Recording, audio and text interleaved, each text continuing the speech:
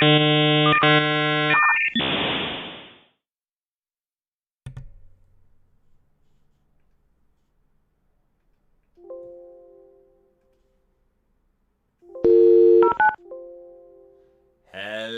hello, hello, people. It's right. It's an old school sound, right? Bringing back memories. Bringing back those days where you had to actually time it out. You know how long you've been on the internet. Oh man, I remember those days. Right, because I'm at the age of when the internet was coming around. Gosh, those were the days, man. You got like what, like 8 hours a month or something like that? I don't even remember. How's it going, everybody? I'm your Huckleberry. Nice. Nice to see you, Falco. Back to the 80s is right. Bam, no plastic. How are you doing? It's a tough one to read. It looks like 3 L's. Pretzel. There you go. Yeah, kid days of, yeah, when you got yelled at. Yeah, for those that don't know, you used to tie up your phone landline with the internet. Oh boy, get off the. And then your parents were yelling at for both things. Get off the phone. Get off the internet. They couldn't win, parents back then. They couldn't win. How's it going, Randy Dice? Okay, so I know you guys can see my video fine. Obviously, you can hear my audio just good to go here. I see it's bouncing. I see you're good to go. You guys are hearing what I'm saying. Welcome to my continuation of my Gremlin. So now I'm going into my next phase for this. So I want to cover this with you guys, how I'm starting to put like details like this in, the shoulder parts. I went through pretty much from neck to knee and shoulder to elbow pretty much. I went and restarted putting in more of the anatomy that I kind of wanted to really emphasize and starting to put a little bit of some wrinkling in his skin. So I want to show you some, I actually made some custom brushes for myself, especially start doing the neck stuff. Because also I got to remind myself, and the thought process here is, this is a Gremlin, right? So he's going to have a ton of detailing all over him. So I'm just kind of emphasizing a couple parts of the anatomy, i.e. some of the muscling, the bicep, and then the forearm, that when I go then put all the little detailing in, that I don't lose a little bit of that as much as possible. So I pretty much went through, and now this guy is sitting at 3 million polygons.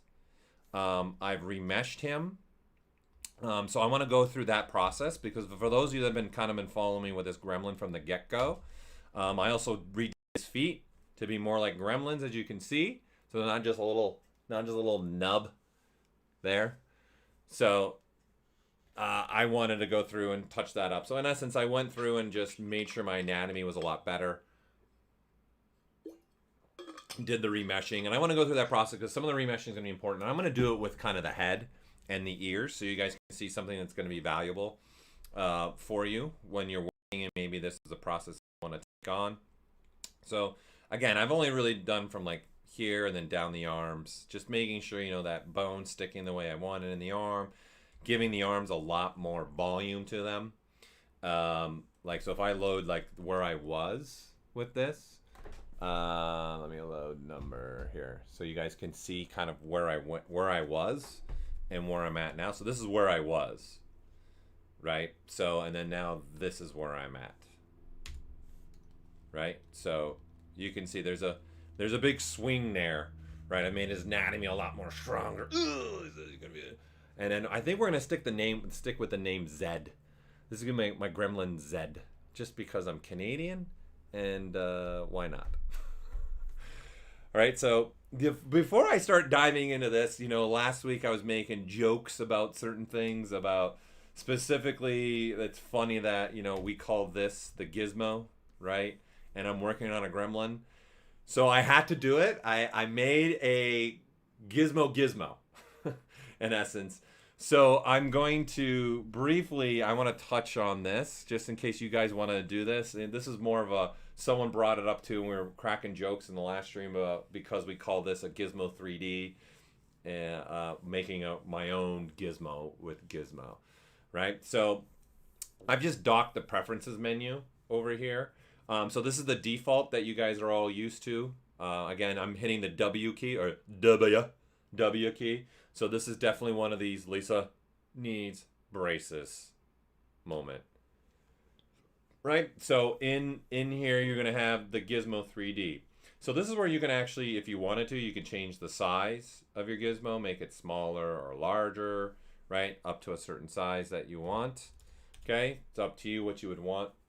Here, you can show info or not show info. So that's when you're hovering over things and if I'm going to start rotating things and stuff like that, what kind of info is popping up as well. But what I want to do is right here. See where it says next gizmo? I can click on that, and then this is another gizmo. This one, the only difference is, see it says rotate Y, rotate X, rotate. It's nothing fancy. It's just, it was a kind of experiment when we were making these to see what that would look like.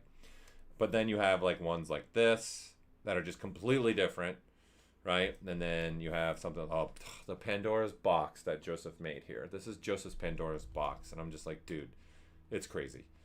So obviously the blues are referring to the Z-axis, the greens are referring to the Y, and the reds are referring to the X. So what he's done is he made this Pandora's box thing here, and like this outside part is your scaling, right? So here, let me back up a little bit and let me recenter this. So this is scaling, see the head along the Z, right? And then if I go here, it's the rotate, and then this is the move, right? So I don't like it because it's just massive. It's ginormous, and as you can see, it covers way too much of the model, so I'm not a fan of this one, right? And then you've got one like this, right, which again, the arrows are obviously the moves, right? And then you got the boxes are the scaling, and then obviously these are your rotations. And then the yellow is always going to be XYZ movement, and then this is screen space, so I can screen move it around, and then this is screen rotation, okay?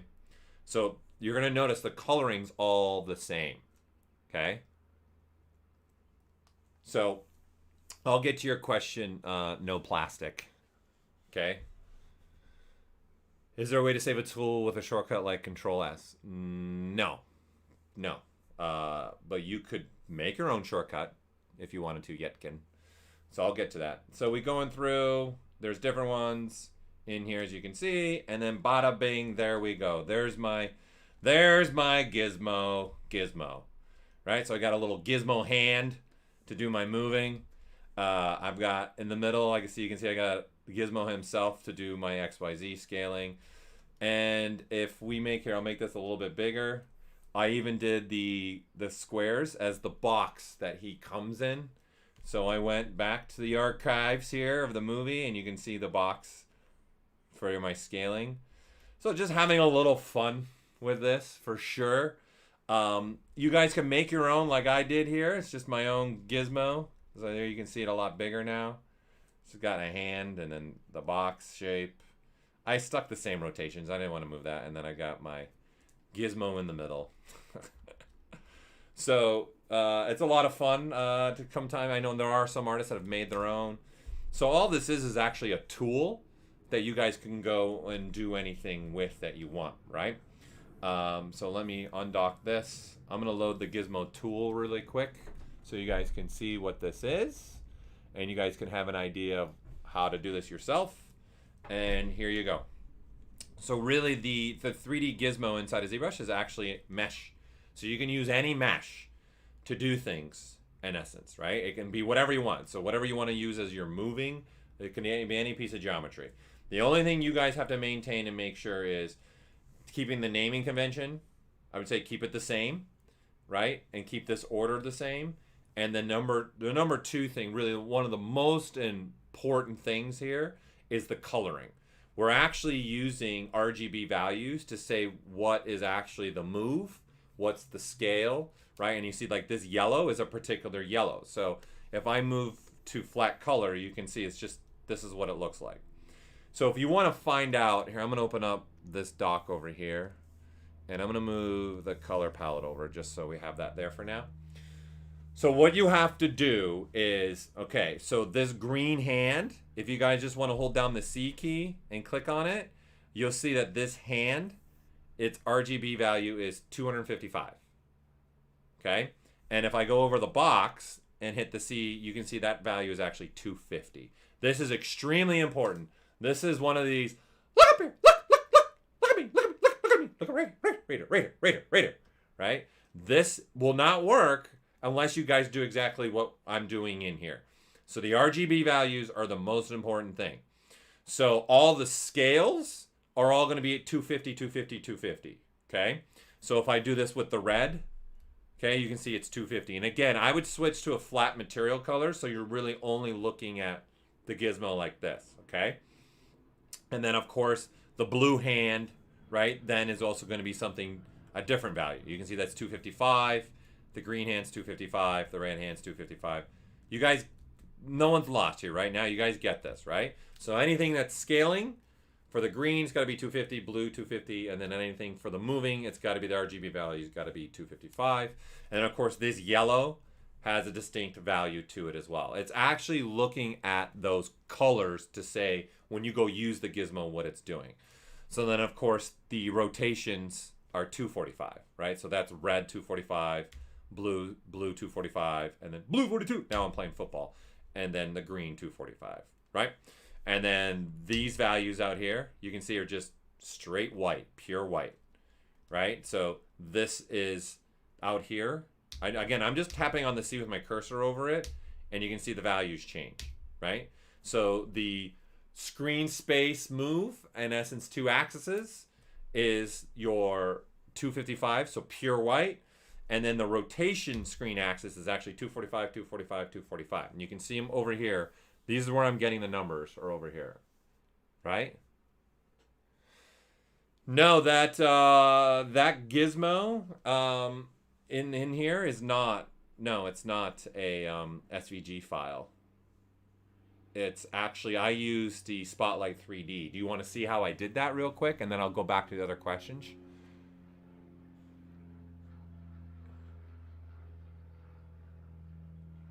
Oh, you mean use a gremlin head for the directions? I thought about that, but then I kind of liked having the little gizmo hand. But to your question, John, you 100% could just use an SVG, right? 100% you could just do that. But I didn't want to do that. I just wanted to grab an image and make an image real fast of it. But to John's question, what you're talking about, you can go here and bring in an SVG of any logo. Right? For that, that's a great way to do it. But I did it by an image. Let's see. I don't know if I saved the image out. Let me see. I'm going to import the image I used. I don't remember if I saved it or not, honestly, on this system. I don't think I did. Darn it. No, I don't. Doesn't look like I did. Shoot. I don't have it. But in essence, all I did was I used an image that's pure black and pure white. So pure black will be transparent to ZBrush. Okay, and then yes, John, this would be considered definitely, well, yeah, we'll throw it up there since you said it. We'll throw a little tangent a little bit out there. So again, I'm just using Spotlight. So right in here, like let's just use the logo here for ZBrush, right? This is Spotlight scenes that are saved out, right? So I can use Spotlight, right, to create actual geometry from. So if I want this logo, I can just put this anywhere in space that I want, right? Okay, and then I can make it any size that I want. And then all I have to do is click the little camera, right? And you can see the only reason why I'm seeing the Z-Man logo and nothing else is because as far as the image is, the background part's pure black. So if you guys make anything pure black, that's transparent inside of ZBrush when you add it to Spotlight or you add it in a texture map. And then so this feature is only looking at pure white. That's it. Whatever's pure white, that's what's going to make the actual topology. And right now I'm on my little gizmo guy XYZ. You can see scale XYZ guy. And all you got to do now is click the camera. And what that does is makes a new subtool, right below the selected subtool. And what that also is going to do is the width of this subtool is the same width of my gremlin guy, right? And if I wanted to add another logo to this, right, I can move this somewhere else, and instead of just clicking on the camera, I hold the shift key and click on the camera. And then what that's going to do, let me move this out of the way. It's making another logo, okay? But they're all in the same subtool. So you can see it's the same subtool. So you can just click on the camera, it'll make a new subtool, all right? And then you can hold the shift key and then add it to the existing subtool. No, you can't use a PNG with an alpha channel. No, it's not gonna work. I would recommend just use a PSD file. I stay away from JPEGs because they're compressed and the quality level. Or like I said, you can just use, or you just use a straight up SVG, right? And then you can use this plugin and you can bring in an SVG file. Now, the one thing to know about this, okay, as I'm doing this, I wanted the logo, you can see it's smoothing out a little bit because there's features doing this, all right? So in our preferences, okay, and here I'm gonna just dock it so you guys can visually see this better. Okay. In our preferences, we're going to have spotlight options. Okay. And then that's where I want to go in order to maybe change some settings of what I'm doing within actual spotlight itself. Right. So right here, there's spotlight. You can see there's a bunch of settings just for spotlight alone. All right. And what's really important is actually this snapshot smoothing, snapshot retain corners. And then do I allow triangles and detect edge corners? So you can see that the logo is good. It's smoothing a little bit. So if I want to play with this, I'm going to say go ahead and let's detect the corners better. So it's going to look for where in the image where, let's say you have like a 90 degree really in the image. So obviously that's a corner. So try to maintain that corner as much as possible when you create the topology. And then for me, the smoothing, I'm going to drop it way down to say something like more like 5. And then now when I go, and I'm just going to make a new one with the camera, you can see that's looking almost exactly like my image now, right? So there are settings here that you guys can play with for this feature. Okay, so the defaults will be here. This is back up at 40. So this is the defaults. But that's where you can go and you actually can play that. All right? So that's how I did this because I didn't want to go through and start making an SVG of this Gizmo little logo thing guy that you can make and so in essence you can take anything that you want and do that. All right, now to the question that somebody else was asking, let me now select my material again. All right, I've foldered him up, right? So I like putting them all in one folder, okay, just for this. And then maybe I'm thinking about maybe putting him again throughout this series of this Gremlin stream. I'm going to also pose him as well. So we're going through, so this process is my next step is starting to put in now what I call some details, right? Or phase 3 of my sculpting, where I want to kind of have a little bit more detailing going on, right? Making the anatomy stand out a lot better. And then start putting some of the scaling, the larger scale items. I don't want that. The larger scaling items like this stuff and along the legs. Starting to put in, if I zoom in close, starting to put in things like that, right? And starting to put in things like this and just really refine this overall and then the next. So I'm going to show you guys this techniques that I'm doing today, how I got to this point. And then I'm going to do this over the entire model. And then I'm going to start then putting in the really crazy details, skin details, and then I'll paint him and then we'll pose him, right? So that's what I'm planning to do through all these streams. So as far as the folder question that came through, so I'm just going to do this with something else so you guys can also, if you go rewatch this stream, you guys can do it yourself as well. Just going to use a model that ships with ZBrush just so you can wrap your head around this. All right, so you can hit Control F, right? And then that'll just make a new folder. I'm going to call this dude, right? And what goes in the folder is the selected subtool. That's what goes in the folder, right? So you can either just click and drag and add items like this. So now you can see this folder has 3 items in it, right? So that's one way you could go about doing this, is just click and dragging which subtools you want to go within the folder. Now, if you want to bring multiple subtools into one folder, the easiest way to do this is actually using the Gizmo, right? And what we're going to do is use the multiple subtool selection ability of the Gizmo. So I would click on this little icon over here, which this is actually representing like subtools. So do I want one subtool moving and rotating and scaling, or do I want multiple subtools?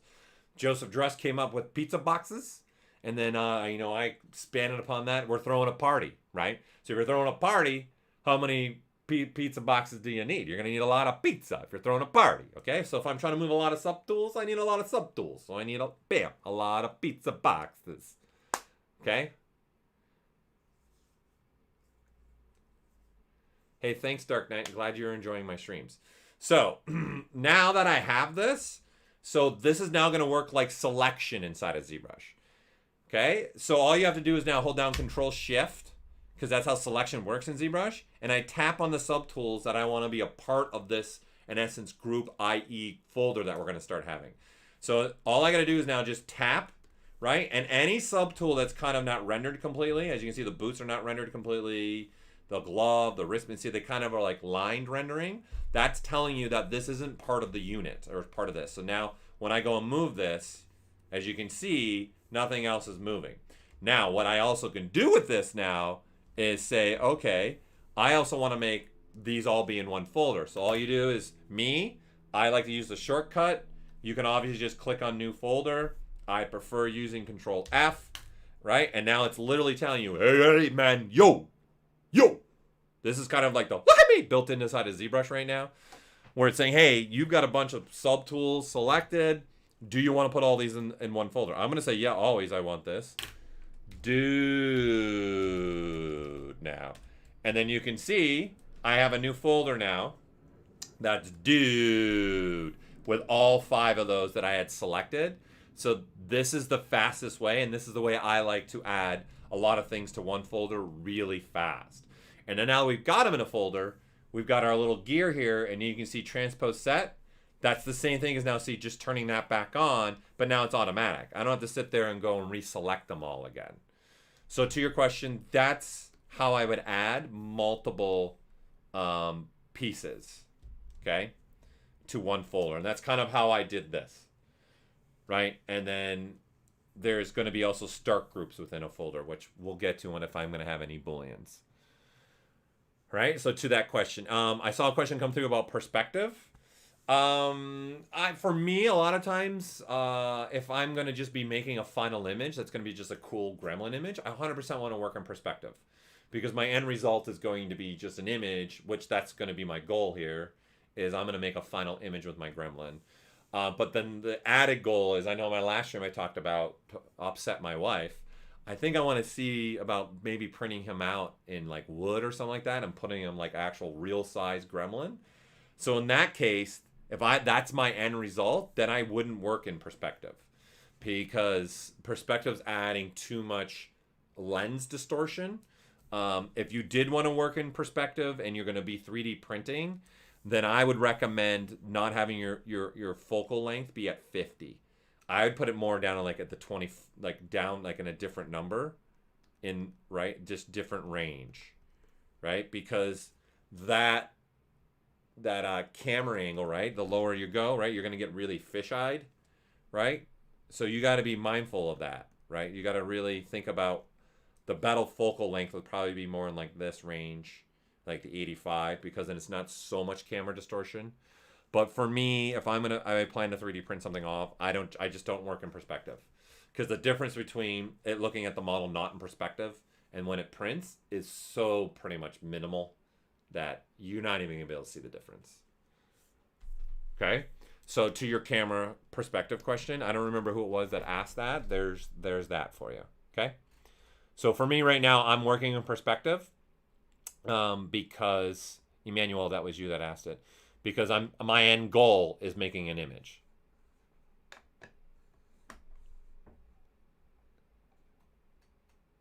Oh, that's a great. I like that. Mick Bobbles doing the hands and sign language with X, Y, Z. I used to be able to do the whole alphabet. That would be awesome. And then I saw you were asking about changing the gremlin in the upper right. You can 100% do that as well. Like, so you're talking about this up here, which this is handy. This is how you can go and snap to 45-degree angles too. So I'll use this actually sculpturally to snap myself in degree angles. If you did want to make this gremlin to be up there, that is possible. That's also going to be in the preferences, okay? And down here it's called cam view. So there are multiple cam views. As you can see, I can cycle through different cam views. So like here's the one that actually looks like a camera. And then the colors are clicking on, switching between the back. This is gonna be top to bottom, and then the red's left and right. And then of course you can position this. So I use the camera color in order to do this instead of using the arrows that you have in the deep. So there are various different ones of this as well, right? So you can see there's like a skull head, just different cubes. There's a whole bunch of different ones here. So we chose this one as a default. It was just clean and nice, right? So if you want to make your own, all you do is click on that button right there. So you just put your model, right? Right now it's just the gremlin head. So it's only going to bring the selected subtool, right? And then that will automatically make it for you. So the key thing for this is think about this is got to be in a perfect square world. So I would probably put a plane behind him so you can see really the size them up right the way you want. Because I don't know what this is going to do right now. So you can view it, right? And then there you go. There's your gremlin, right? So there, now it's a gremlin up here. And what this is going to do is grab the document, is what it's doing. So it's actually grabbing the document color. So when you do this, I've made my own project for this. Whenever I would recommend making your document pure black. That way it'd be and you can see his feet are getting cut off. That's because he's longer than a square. So you can see now, this is using a perfect square to make these. And it's just images, actually, is what it is. So that's why I'm saying I would put a plane and then resize him so that he fits perfectly within the plane so nothing gets cropped off. That's what I would do. Right, and there you go. That's how easy it is to make your own version, which I'm going to go now back to the version with the planar head. It's just, I prefer that one or the skulls. Okay? So that's how you would do that.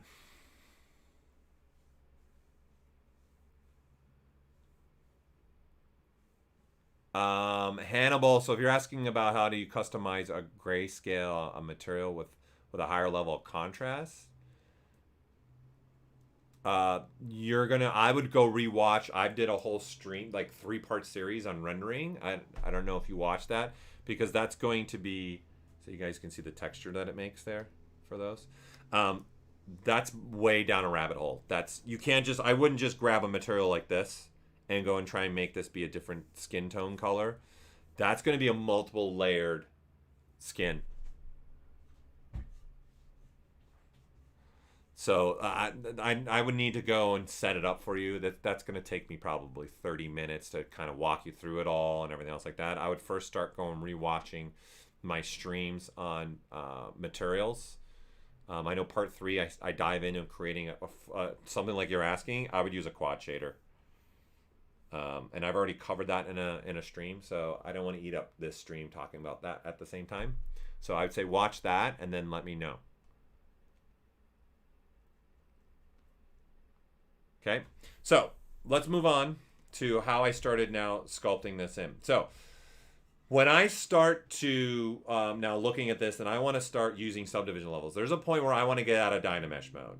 Okay, and I'm at that point now where this guy, I got the proportions how I want them, I got the sizing that I want, everything's good to go, everything looks right, good, off and running. Now I want to start doing things, i.e. like, so the ears are still separated from the head, which isn't bad, because I actually like working in this workflow a little bit as well.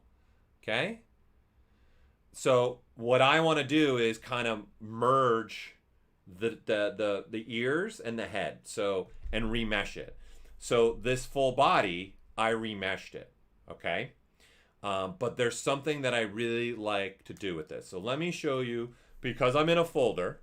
I'm gonna say, I'm gonna turn off the gums, I'm gonna turn off the eyes, I'll turn off the body, and you can see I have other things, right? And now all we're looking at is this, right? The head and the ears. So because I'm working in a folder structure, it's really nice to be able to do this, okay? So what I would want to do is come in here, and then I would just say, all right, let's merge the folder, right? And what it does is it merges the visible. So now the only thing that I have right now is the heads merged. What this is, though, this is a merge in the sense that these are still separated, right? So this ear, right, you can see it's still a separate piece, and then this ear is still a separate piece, right? So nothing's welded, it's just merged.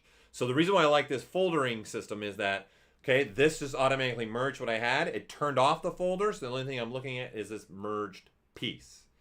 Okay, now with that said, if I go and remesh this, okay, the problem that we're gonna have is it's still gonna appreciate the individual pieces of topology. You might want that workflow, and I'm gonna show you how I did the shoulders. I did do that workflow. I'm gonna show you guys different workflows where, okay, maybe I do want to keep things separated, but then I also want to still, like I did on the legs, I didn't keep them separate. I actually sculpted into that, okay? Oh yes, the question you asked about on me on ArtStation XYZ texture maps. Yes, thanks for joining me in the stream. So what I want to do now is, okay, this isn't welded, so I'm going to turn this folder back on, and in here, I'm going to actually click Boolean folder, right? So if I turn on my live Booleans over here in the top, so I got live Booleans on, and if I come through here now and say Boolean folder, the difference between the two heads now that are made is we've got one that's merged, okay? And then we have one that's also merged and welded, right? So this one, right, is, right, all looking at differently. Do not switch, okay, in here, right? And then this one, as you can see, is welded. So you can see these points in here are welded. So when I sculpt across like this, it's all welded together. Compared to this one, you can see it's not welded together. So you can see they can smooth differently right now. Right? Now, there is times where I don't want to do like the Boolean the way that I did it there, right? So in this case, it works well for me. Right? So let's go to this one where nothing's welded, right? So they're three separate pieces. So here, let me auto group these so you guys can see, right? They're three different colors because they're three different shells. So the other thing that you guys could do, instead of me even coming in here and using this setting, right? I could just have simply come down here and done a merge down. So in essence, if I would have taken these ears and this head and moved the ears up like this instead, right? And then just grab this head and did a merge down. That's in essence the same thing as I went to the settings and did merge folder with only those two on, okay? So what I can do is, okay, I've merged one where everything is separated still. What you can also do is come in here into our gizmo. I'm gonna just center it so you guys can see it. I'm going to click on this gear, and I'm going to click Remesh by Union, right? So the difference, this is actually live Booleans. I don't even need to have the live Boolean button on now, too. And I can sit here and Remesh by Union, and what that's done now is remesh this, and right now I have this on, and this is now all one again now, too. So this is the exact same thing as when I went to the folder, clicked on the gear here, right, and clicked on Boolean folder, but that's going through the whole folder, making a new subtool. So this approach I'm giving you guys is I want to keep things still contained in the folder, and I don't want to have to make a new subtool like this, which this is nice to have this, okay? So this same thing, I literally could just have done this, people, right? Just to wrap your head around it. I've got the head selected in my folder. Right below that is the ears, okay? I go merge down here, and now they're just merged and they're in the same folder, but nothing's welded together. I need to turn on my fan. It's already getting hot in my studio here. I need some air circulation. Okay? And then now I'm going to come over here, right? And say, you know what? Let's go here in Remesh by Union. Okay, so the reason why this is important, people, is my next phase is, okay, I'm getting out of Dynamesh. I don't want to use Dynamesh anymore. I don't need it. I want to start sculpting a little bit more detailing in here, right? So I don't want to be using this anymore, this Dynamesh. I want to now start using the Zremesher, is what I want to do. Okay, because I want clean now topology. This guy's, right, if we turn on the line, you can see the topology, right? This topology is just pretty much consistent topo, and then the Boolean is also done something like that right there, right? It's got a bunch of triangles, right? And then this guy is sitting at 138,000 polygons. I never really, percentagely, I don't want to be that high for my first subdivision level when I'm going to go start using subdivision levels, right? So I want to get that as low as I can for level 1, but still kind of maintaining my gremlin head right now, right? So that's where I'm going to use the Zremesher to come into play, right? So I'm going to, right now he's perfectly symmetrical, so I'm going to keep my symmetry on. So just X key, the old X key, right? And this is definitely, okay, going to be Lisa needs braces moments coming down from here on out, right? So now I'm going to say, let's just go ahead and remesh this.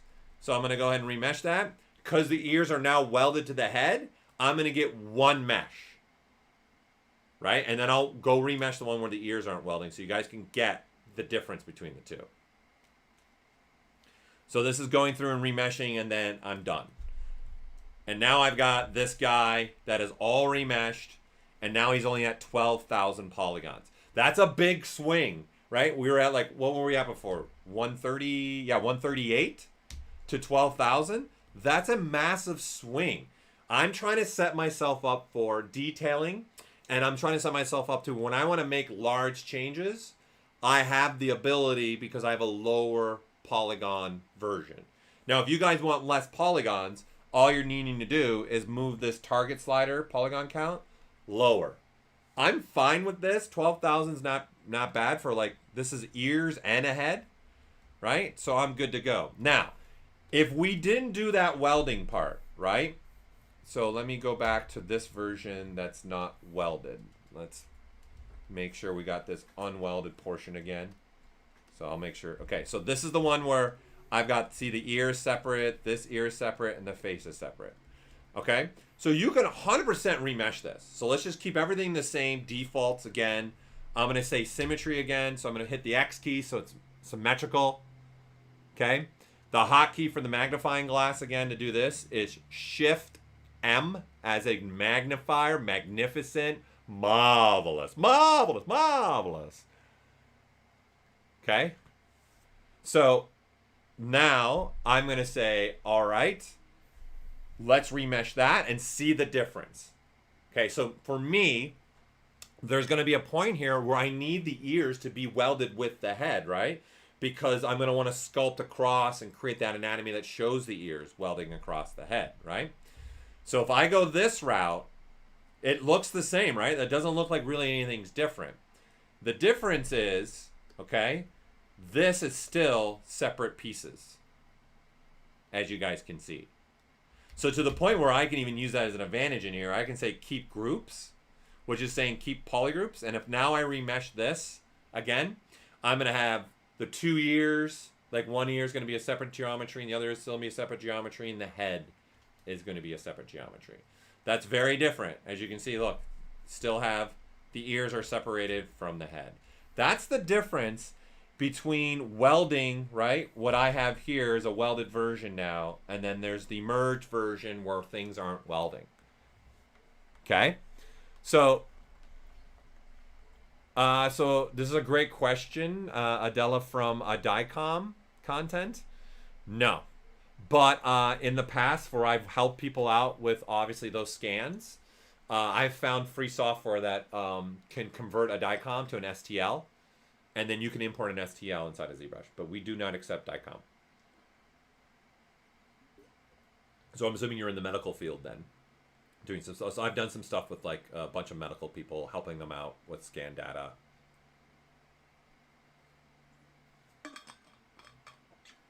Okay. But there's definitely a way to convert a DICOM to an STL because I've done it. So I don't remember the software though, unfortunately.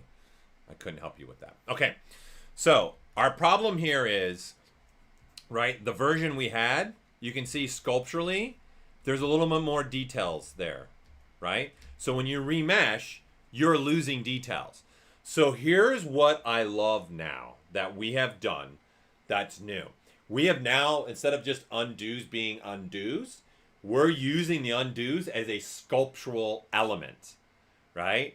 So what's really awesome here, and this is my go-to now, okay? For those that maybe have been using ZBrush for years, you guys are probably being used to, okay, I make a duplicate, I remesh, and then I do a projection between the two subtools. I don't do that anymore at all. I don't at all. This is now what I do. Gets me a little more giddy because it sped up my workflow, made things easier for me. So I've remeshed this. I've lost detailing. So what I'm going to do is, okay, I need to get back, right, this, where I've got a little bit nice detailing, simple stuff in the ears, not anything crazy. Okay, so 12,000 polygons is not the same as 138,000. So what I'm going to do is I'm just going to divide this guy up a little bit more. So 200,000 obviously is in that range now. So now I have enough polygons to capture the detail that's in the version that's 138,000. So what I've done is I used the shortcut here, which is Control D, and I've divided. So I want to start now processing out of Dynamesh into multiple subdivision level sculpting, and that's where I'm at now in this Gremlin. Okay, so I've divided it up 3 times, and now what I want to tell ZBrush is, hey, there's a version of this Gremlin in my undo histories that has a little bit of sculptural detail. Okay, what's up, Mr. Sanson? So I'm just gonna move. See this big, huge orange rectangle up here? I'm hovering over here. You guys can see. I'll turn the magnifier where I'm at so you guys can visually see. And you can see this is currently sitting at 200,000 active points. So I'm gonna scroll this, just move this down to the point where, okay, there's the version now. That's the Dynamesh version, right? That's sitting at 138,000 polygons, right? So if I turn this on, you guys can see that's the Dynamesh version, right? So watch this. I'm going to hold the control key and I'm going to click on that undo point. That point is now important to me, okay? I can scroll back now to the version where it's the clean topology. You can see the flow's a lot better. You can see the topology is trying to even follow my nose, which is all really going to be beneficial for me. So you can see this topology is trying to follow where I'm going with the sculpt. That's going to make it easier for me sculpturally down the line that I have topology following what I'm actually trying to sculpt. Okay? And so now here's my next step. Okay, so step number 1 is Z-remeshing. Step number 2 is going to pick in your undo history that important part that's valuable to you. Since I've done a little bit of sculpting detail, right? So now I'm going to come in here into the subtool menu. All right, and at the bottom, there's a project menu. I'm going to open that, okay? And you're going to see now there's things that come alive. And I've got geometry and color, so I can project my geometry change, okay? Or I can project my color, right? Doing great, Saad. How are you doing, man? Thanks for coming into the stream. And you can see right here, there's a project history. This, I love this. So what this is going to do now is when I click that button, it's going to look at my undo histories, right? It's going to look at this right here, through here, and then it's going to go find the one that I've marked, get that detail, that sculpt, and use that as a projection. So when I click this, right, it's saying, hey, man, I can see you want to project. Do you want to project poly paint? I'm going to say there's no poly paint to project and say no, and then there you go. Now I have the version from that control point in here. It's that easy now to transfer data from like a and then you guys got to remember the beauty part here is where I'm taking from was also a Dynamesh, completely different topology. It was also 3 pieces of topology. So now I'm getting a projection in my new clean flowing guy, right, that I can sculpt across. And you can see I can weld across this. I can sculpt through here. Let's turn off the lines, right? And now I can start doing the transition that should start happening better through his ear into his zygomatics, right? His zygomatic arch coming through here, right? And then the top of his skull, his orbital bone, right? That is the way I prefer now to transfer data from a mesh that I've been working on and into the new Zremesh. This was a game changer for me. It just sped up my workflow. So the beauty was I still only have now in the case of this, right? I still only have one subtool, right? I'm not adding more subtools. Isn't necessary. So that's how I got to this point. That's how I went to, okay, I want to, let me turn off this one. No, not this one, this one. Okay, this is how I got now to where I'm at. That was my next stage in the body. What I just did with the head is what I did with the body. I remeshed it. I lost a lot of the kind of the sculpting detail that I put in, and then I just did that stage in my projection.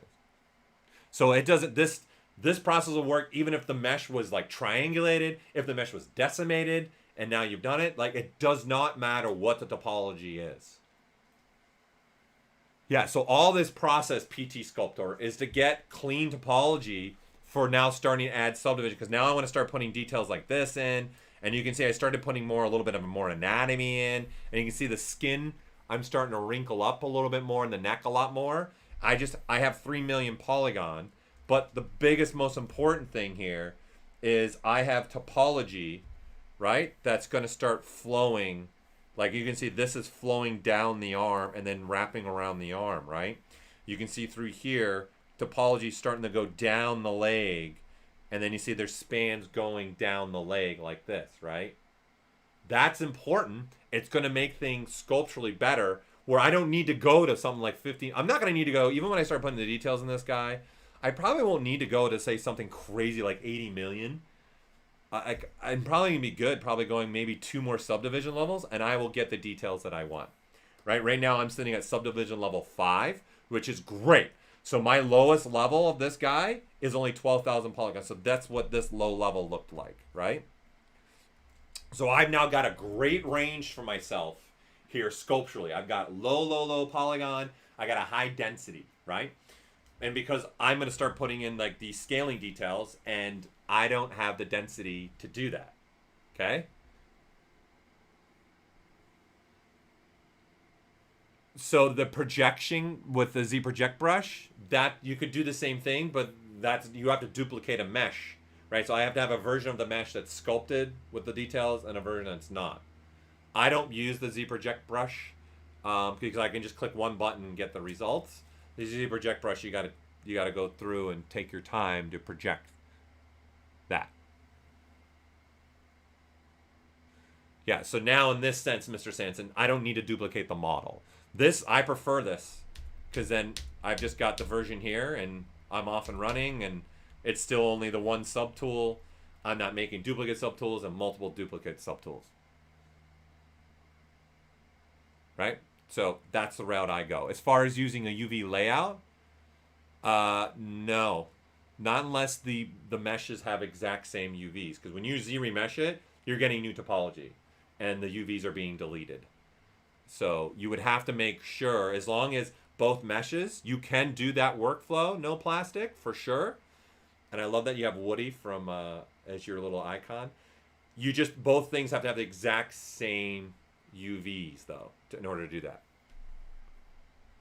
Okay? I made a skull. Where am I? Do it. Gremlin? You're asking, you made a skull and you want to make a Gremlin now, or a Gremlin version? Someone's asking a question about the skull.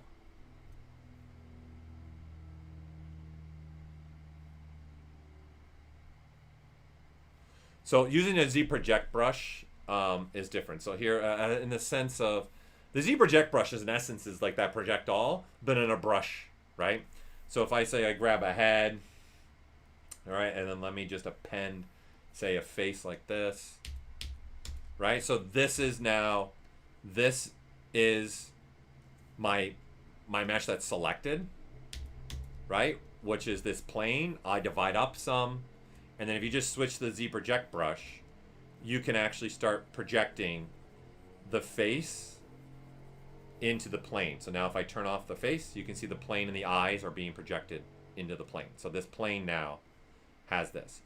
The only thing though you got to understand about this is limited. It only looks camera plane view. That's it. It doesn't get the undercutting, say, of like the chin in here. Okay? So you can see the polygons are being stretched here. right? So that's a limitation of the ZProject brush. It'll only look camera plane dependent. Whereas when I hit the project all, it's looking at every single normal and projecting based upon the normals, not based upon camera plane. That's the big difference. My document resolution isn't very big, but I don't need it very big. That doesn't take a part in the quality of my sculpting, if that's where you're going. So you can see my document resolution is only 1479 by 920, because the monitor I'm on can even only do 1920 by 1080 pixels total anyways. So I don't have a big Cintiq. This is an old Cintiq I'm on. I'm on like a 6-year-old, 7-year-old Cintiq. Okay, so that's using the ZProject brush. All right, so that's a way you can bring in a subtool and then project other subtools. Okay, so there you go. There's how you do that. So going back now to my guy, let's start looking at how I started putting some of these in, because I made some custom brushes here to start doing some of my wrinkling, start doing things like this, right? Being able to do this on the legs. So I want to cover how I started doing this element in here and show you a brush that I made. And I'm going to cover how I did these and this, and what's the difference between doing it this way and this way. Okay, because that's now going to be becoming relevant for as I work here, right? The ZProject Brush Master, I don't know what that is. Is that if that's a plugin? I'm not familiar with that plugin, so I couldn't help you with that.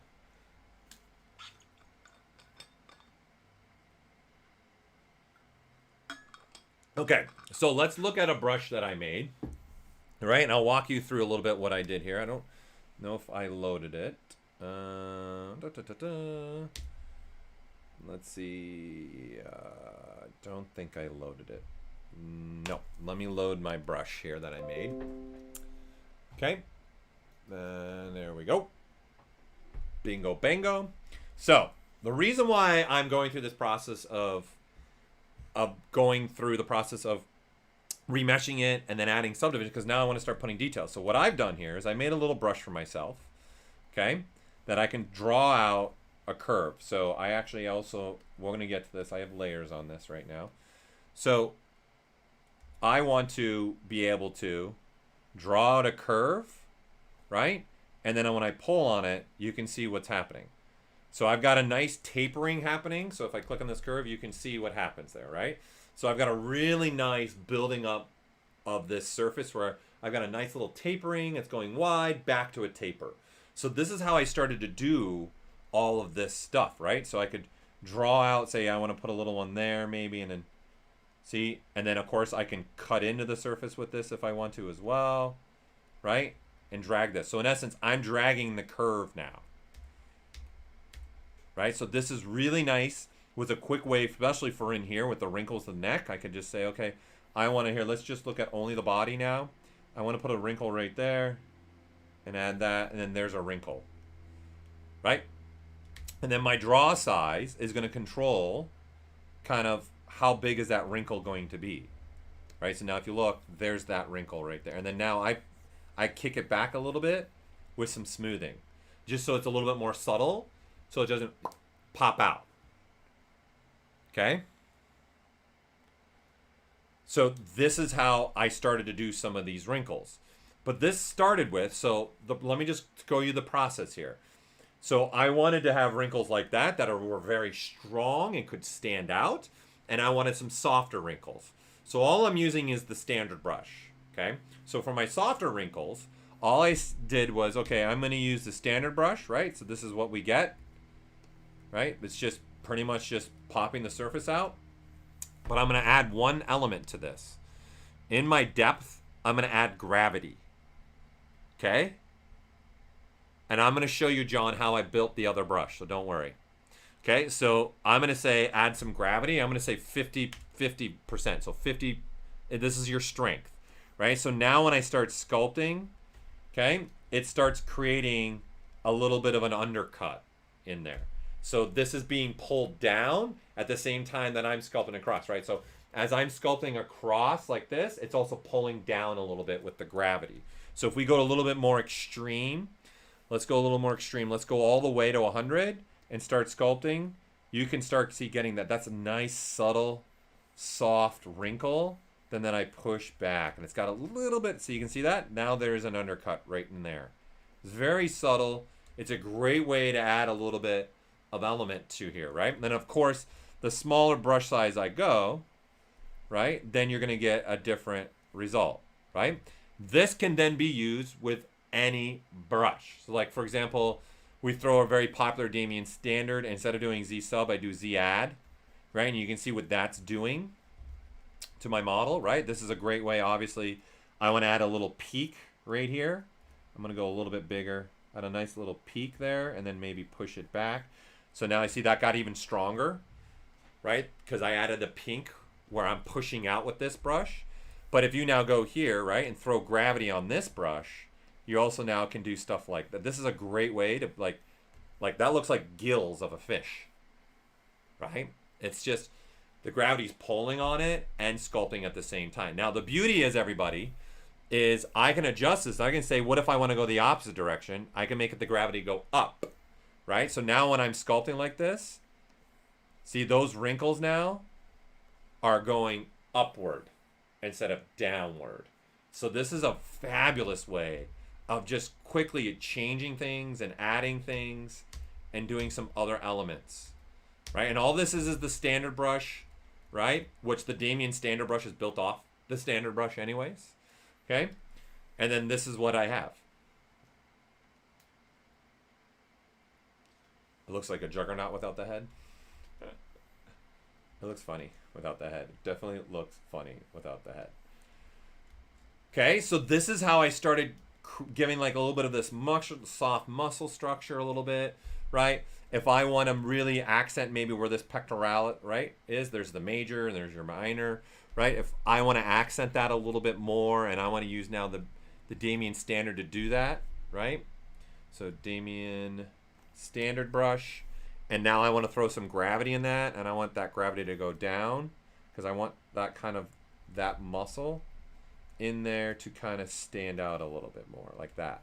And then I like to push it back with a little bit of smoothing, right? And you can see that that's now standing out a little bit more. And then now I can flip it and go back to Z sub and then just do the same Z sub, and then that hits it again, and then maybe Z sub that. And you can see, because I have gravity on now, I'm going to get a little bit better of a wrinkling happening through there. That's a lot more natural going through here, right? So this is what I started to do through my whole model. I just started hitting it with some gravity and putting some softer wrinkles, right, throughout him, just so this can get hit a little bit more, right? So now this is where I'm at, but I need to have enough subdivision levels, right, and clean topology to allow this to happen, right? It's an easy way to throwing some wrinkles like that on my model here. Okay, so again, that's in the brush palette and in your depth. So you have a strength, and then you can make this go any direction then. So you have 180 degrees of gravity then, right? So whatever you want to do, bada bing, bada boom. God, I gotta get rid of, I need to come up with a new phrase. I gotta get that out of my vocabulary. I hate it.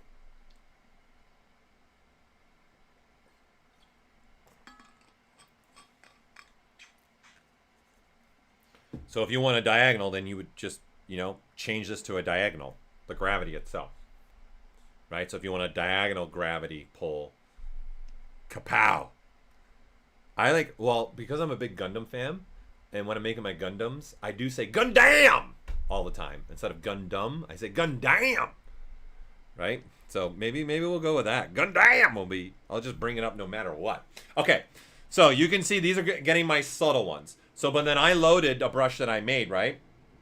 Which is, I've called standard curve, okay? So this brush is about drawing a curve first, right? Kind of where I want that to fall, and then I pull on the curve. And I've set this up where I've got a really tapered part at the beginning of the brush, and then it gets wider at the end of the brush, right? So if I get rid of this curve and I go the other direction now and draw the other way, you can see the taper starts there, and then the large part ends there. So I've done this on purpose. So the direction I draw the curve is depending upon where the wider part is and where the taper part is. okay? And what I'm using for this is curve mode, right? So this is how I made this brush, okay? Just so you guys can get it. So I'm just going to switch back to the standard brush, okay?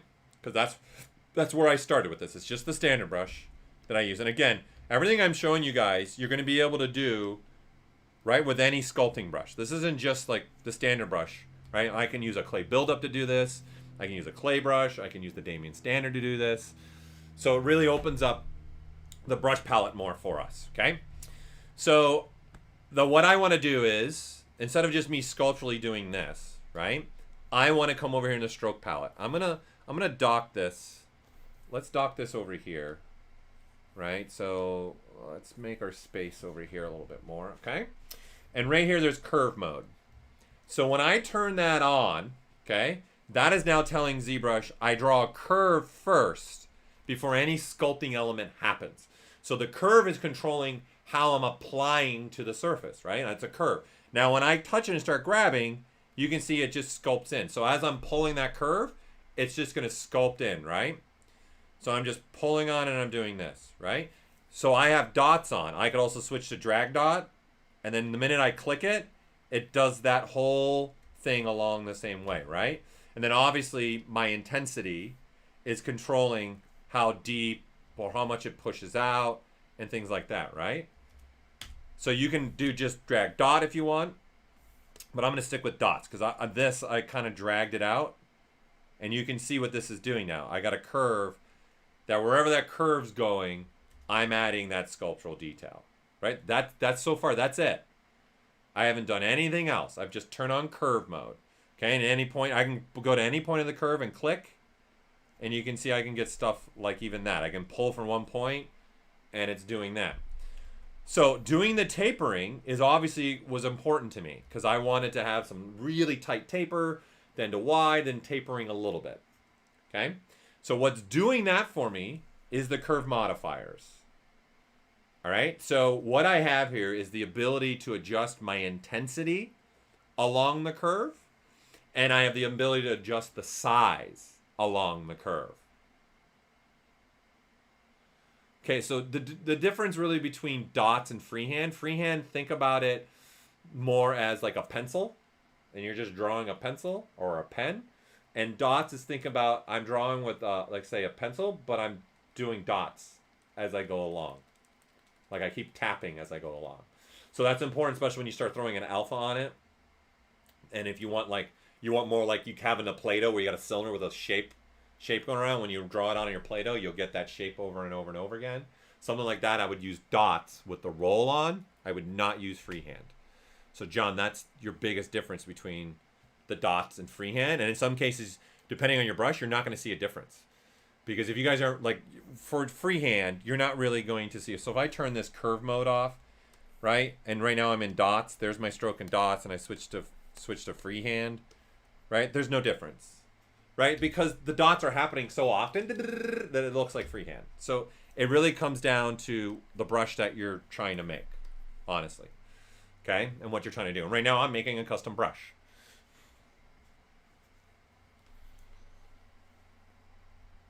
There is a brush like the one I made inside of ZBrush that ships with ZBrush, yes.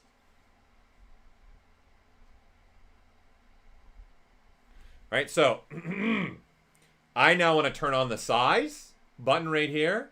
And then now when I draw my curve, right, and I pull on it, you can see I get tapering now, right? So it's really big here and it tapers off to nothing, right? So I can grab that way. And now it's really big there, and see it's tapering off. So if I want the opposite direction, right, the way I draw the curve is going to control that tapering like that, right?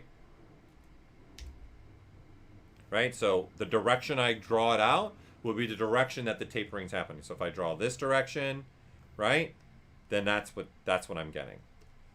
Okay, and if I draw that direction, then I get the opposite direction like this. Right, like that. Right? So it is controlling the tapering that's going on and off, right? So yeah, there is a brush now in 2020 that's shipped out that we've done even a little bit more with the code to create brushes like this, for sure. Okay? So obviously some of the new brushes that got shipped was the extractor brushes, which I'm gonna probably go into in our next stream. I don't think I'll be able to get into them in this stream. Okay. And then there are some other brushes that were shipped in this version. But we'll get into that later. I just want to show you guys how I'm building this out in the way that I want it. Think about this. I'm just using the standard brush right now. You can use any brush here, right? I can use the layer brush. It doesn't matter, right? It's based upon me. I'm showing you guys a way that you can kind of build it yourself out and go through it, okay? So I want to adjust my tapering a little different. So right below that, there's a curve fall off. Okay. So what I'm going to do is add another point right here and then pull this point down. And now I've got this happening. Okay. So when I draw out the curve and then now click, you can see there's a taper here and then there starts to be another taper coming right there. Okay. So let me go a little more extreme on this side. Okay. And you can see extremely tapered and then it's slowly tapering off, right? So if I start adjusting this and do the opposite like this, right? Now you can see I kind of get a very sharp taper in the beginning and starting to get a sharp taper at the end. So this is what's controlling the volume in essence, right? So if I want to go a little bit, I don't want so much, let me add another dot. And I want this to be also extreme. So I want something maybe more like that. So I'm going to have extreme to like a bulge to extreme when I click on this, right? And then that's maybe more what you're looking for, right? Now, if you throw on the drag dots, right? This is going to be a way that you can just drag around the curve. So let me go a little bit stronger, right? And you can see this is now just moving the curve around, but it's not changing the sculpt, right? That's a big difference too. If I switch to dots, see, it's just continually sculpting with the curve. So when you're making these brushes, you might want to, and this is part of the new code that's also been added in 2020 that I'm doing with this. So by changing the drag dot, it's in essence now I can actually keep readjusting this curve. And I can even say change my intensity and adjust that, change my intensity again and adjust that, right? And I can say, you know what, I want a little bit, the bulge to be a little bit more than what I'm getting. And then see, that's just super extreme. Now just this intensity is ridiculous for the brush, right? And then this is the kind of stuff that you guys want to, there you go. Like, what do you want? Right? So you make your own graph, what you want. So that's pretty much how I made this standard curve, right? I started saying, ooh, I want to put a little skin detail in there. I'm going to go kind of small. And I'm going to say I want a curve that does that. And then I'm going to grab that and say, yeah, there you go. Now I've got that nice laying over, and I'm going to just push that back a little bit. And then here's the advantage of subdivision levels. I'm going to walk down one level and kind of just even smooth it at this level and walk back up.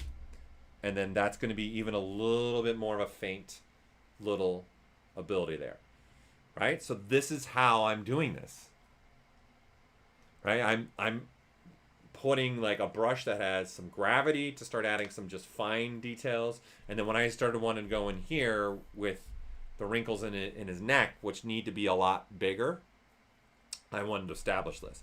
And then now I probably come through in here and start hitting some inflate with this, to inflate this up, right? Just to put a little more volume. And this is, again, maybe walk down a subdivision level. And then see that inflate is going to be stronger at this level. And then this is what's happening. These wrinkles are starting to really kind of intertwine, unlap themselves. And as I walk up my subdivision levels, so you can get something like that.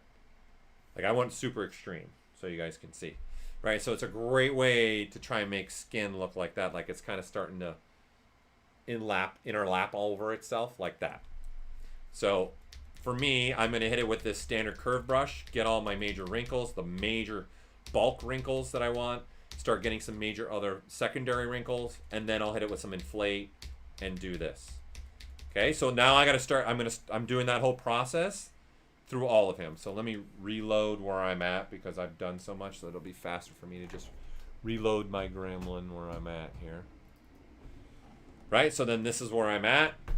And so that's my process I'm starting to go through now, starting to really define some wrinkling points where maybe skin is really going to change, right? Really defined where the biceps going into the delts, re-refined my forearms, so then added more volume to it, right? And so now I'm just going through the process. Now, the next thing I'm going to start looking at as I'm going through that is one other major element on my Gremlin is obviously this scaling that's happening on his legs and the scaling that's happening on his shoulders. So I took two different approaches here. Number one, because I kind of wanted to show you guys two different approaches. And number two, I felt the ones on his shoulder are just bigger and bulkier and like they're a lot bigger than what's going on in his legs. So I wanted those to be separate subtools and be separate pieces that I can do more with. And the benefit to that for me is those can be divided up at their own subdivision level, and they're not eating away on the subdivision level of his whole body. This is where I like to say sculpting a little bit more smart, where instead of like my head, I'll probably never connect to that. There's no point. You guys cannot tell when I'm not going to do this in an image. Look at that. The head is not connected to the body. Oh my God. Here we go. Right?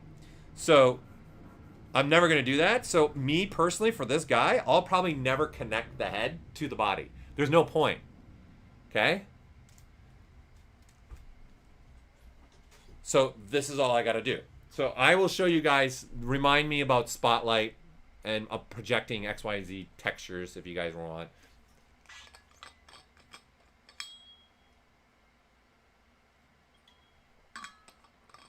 Is there a quick way to iterate saves inside of ZBrush? Yeah, you can just quick save if you want, which the hotkey is 9.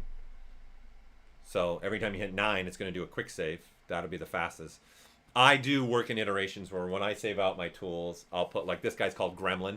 I'll have a Gremlin with a capital V. And then I always do like a 0, 1, because I always end up doing obviously 10, 11, 12, all the way down to maybe 20 versions of it. And then I save all those. And then when I'm done, I usually only save the very first one and the very last one. Especially if someone like me that's doing this with you guys. I like to show you the difference between the two. Okay, so let's talk first about this one and how I did that one. Okay, so this one is just using the body. So let's just turn this off. Okay, and all I'm going to do is say, all right, I need one piece that kind of does this, comes across the shoulder. And this is kind of why I like this, is I can use masking to kind of visually see how this is going to maybe look on the model. Right? Now, I'm sitting at also 3 million polygons. I don't need this many polygons to do this. I really don't. That's honestly, it's excessive. I'm not looking to try and make this be perfect. Okay, and it's organic, so it's the beauty of organic. It doesn't need to be perfect. Unlike hard surface, there's a lot of things you might need to be perfect, right? That's really one of the big differences between sculpting organically and sculpting hard surface wise. So really, I could walk down, and like this is even enough. Like that's probably where I'm losing it, like this. So I'm at 195,000 polygons. This is enough for me. I really don't need more than this to define, right, that piece that I want to make. Okay, so and I'm going to say, looking at this, this should come off his shoulder more like that. Okay, and then I don't have a back, so I'm going to make up the back, come more like this, and I want that to have a little more volume in there. So I'm just quickly masking something off. Right, and I say, okay, I like that. I'm digging it. I'm liking it. I'm with it. I'm going to turn off solo mode.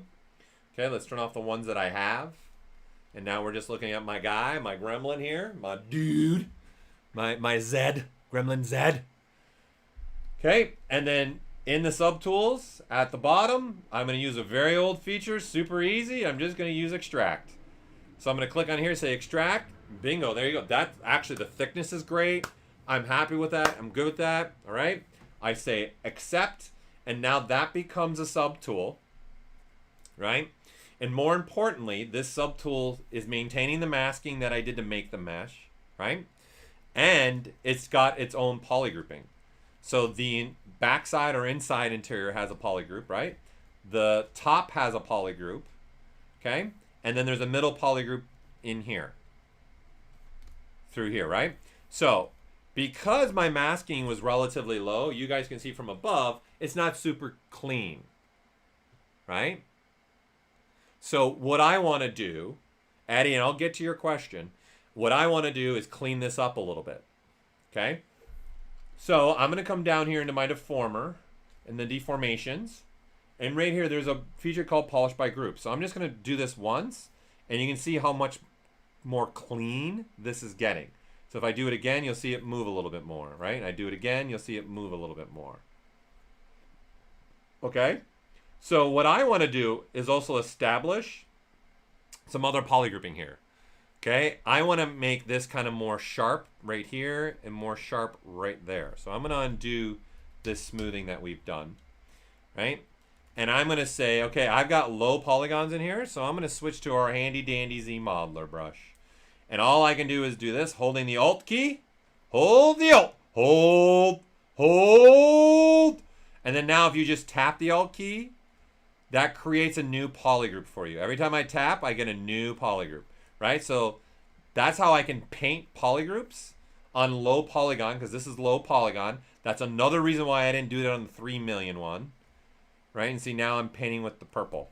So what you do is you'll hold down the Alt key, and as you're holding the Alt key, you start moving your brush, that'll paint white. If you let go of the Alt key, you'll immediately get a new polygroup. And as long as your pen, right, look at me, is still on the Cintiq or your tablet, right, you will be able to change the polygroups. Okay? So this, why I'm doing this, is now I've got, in essence, I've got 4 polygroups now instead of 3. And so when I do this, okay, this polish by groups, you can see that right there and right there it's getting sharp. Okay, and so watch this. So you see this polish by groups, there's a little circle here. So remember that little circle, think about it as a fist, right? And if I was sculpting a fist, the silhouette's always going to be a fist, no matter what. Now, if I started to sculpt a hand that's open, that hand can be open like this, it could be open like this, it could be open like that, it could be doing this, it could be doing that, right? So there's different, in essence, silhouettes, i.e. you can break the form silhouette a little bit. So that's what open circle does. If you click on that, the algorithms will smack you in the face. It's a lot harder. So for this, I'm just going to say, like, let me just see what 1 looks like. Okay, let me see what 5 looks like, right? And what I'm doing here now is I'm doing a stronger polish, right? So I can say, okay, what does 5 look like? There you go. And then I say, you know what? Let's go a little bit stronger, stronger, stronger, stronger. And you can see how clean this is all starting to get. That's clean enough for me. I'm good. I'm good to go. I don't need it much cleaner than that, right? If you keep going really extreme, you can go like ridiculously clean. This is organic, so I'm not trying to go super clean. Okay? So the beauty of doing this in stages, everybody, is if I do this and say, okay, polish in a strength of 5 with it open, I can actually come down here and just keep now saying repeat to active, and it'll now just keep doing that same polish at that strength. So you could do that as well. If you want to dial in and kind of figure out what you want to do. Okay, that's a great way to do that. All right, now, this piece, what I've been doing here is I got a mesh here. It's polygrouped off, ready to go. Okay, the topology I'm not a fan of, so I'm going to change that. So I'm going to use our handy dandy again because I know I'm going to want to sculpt on this, and I want better topology flow. I don't want this happening along the edges right there. Like I want nice topology flow, a little bit better happening there. Okay, so I got symmetry on, right? So as on one side happens on the other side. I'm gonna go to the Zremesher. Let's just do the default. I'm not gonna do anything else but the default. Okay, and there you go. We've got now this. Okay, we've got this topology. It's trying to follow this curvature. Okay, not bad. I think it's a little way too dense. Okay, so I'm gonna say, you know, let's go a lot lower. Let's go to like 1,000 polygons and remesh that. Okay, and now you can see I'm now in the 4,400 polygon range. That's pretty good. You can see here though, I start to lose a little bit information here that I don't like. So what I'm gonna do is I'm gonna say, keep the groups. This is saying, telling ZBrush, hey, I've got polygroups. Take a look at those, all right, and use it. And I'm gonna say I don't need any smoothing, and then I'm gonna remesh that. And you know, you can see I pretty much kept what I want, right? It's pretty much there. My polygon count is a lot lower too, right? So I can control by polygroups this. So this is gonna help. So if I can say, you know what, let's get a little bit more, Zremesh that. And then now I have something like this, okay? Or if I didn't have any polygroups, like this, okay, instead of keep groups, there's now detect edges. And then I can remesh that. And because I took the time to kind of polish that off, you can see I get still clean topology. This is easy. This is just a smoothing. That's all this is. So easy fix for that. There you go. Back down to the deformers. And then just polish that. See? It's just a visual thing. It's nothing big. Right? But it doesn't matter because I'm going to start sculpting on this anyways. Okay? So now I have this. Okay? So these are my shoulder now. This is my first shoulder piece. Right? That I have. So I want to probably, let's readjust these. So I'm going to center each one. Okay? Here I'm going to look from above. And I'm gonna put it right here. So I'm gonna use that red line in the gizmo to kind of set my point. What's up, Vichar?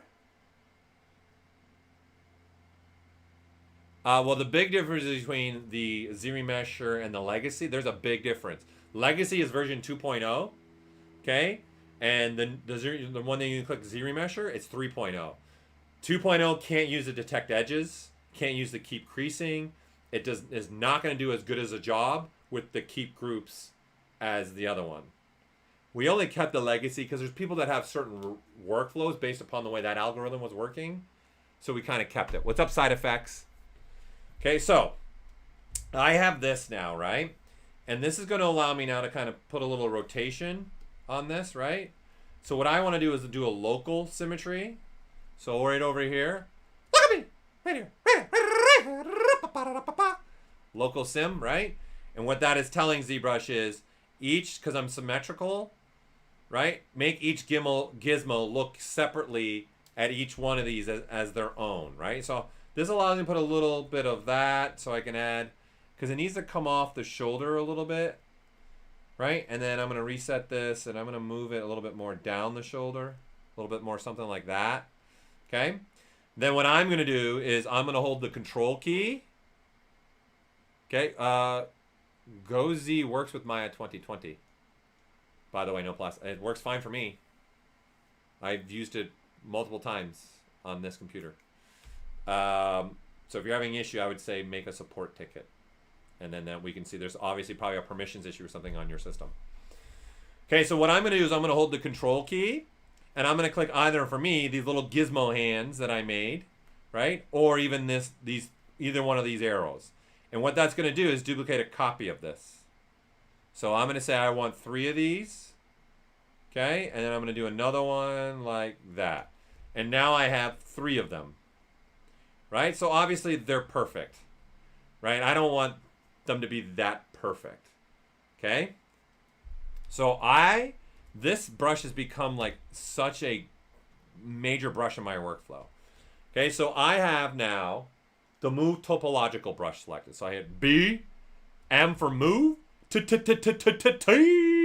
for move dynamically. Okay, so I have a topological brush selected now. So this is going to allow me, I can go really large brush sizes, and then this one piece, I can kind of move around. I can change my brush size and say, okay, whoops, I want this to kind of go into the skin a little bit more. Okay, and let's volume this up a little bit and kind of push this down a little bit more like that. Okay, let me go to the back, do the same thing. I want this to kind of have a little bit of volume change. Okay, this is a little too perfect. So I'm going to make it less perfect so it looks a little more organic for me, right? And I'm not masking anything off because the brush has the masking ability built into it. So this allows me to not even have to do any masking. I can freely just go ahead and keep working and add a little bit of change in these. Like this one I think needs to be a little bit smaller, right? And the reason why I did what I did, you guys are going to see, as I'm doing this, I'm kind of destroying the mesh a lot as well, right? There's a lot of deformation happening or like change happening to the mesh because I'm just pulling on this and getting a little bit of craziness to happen through here, right?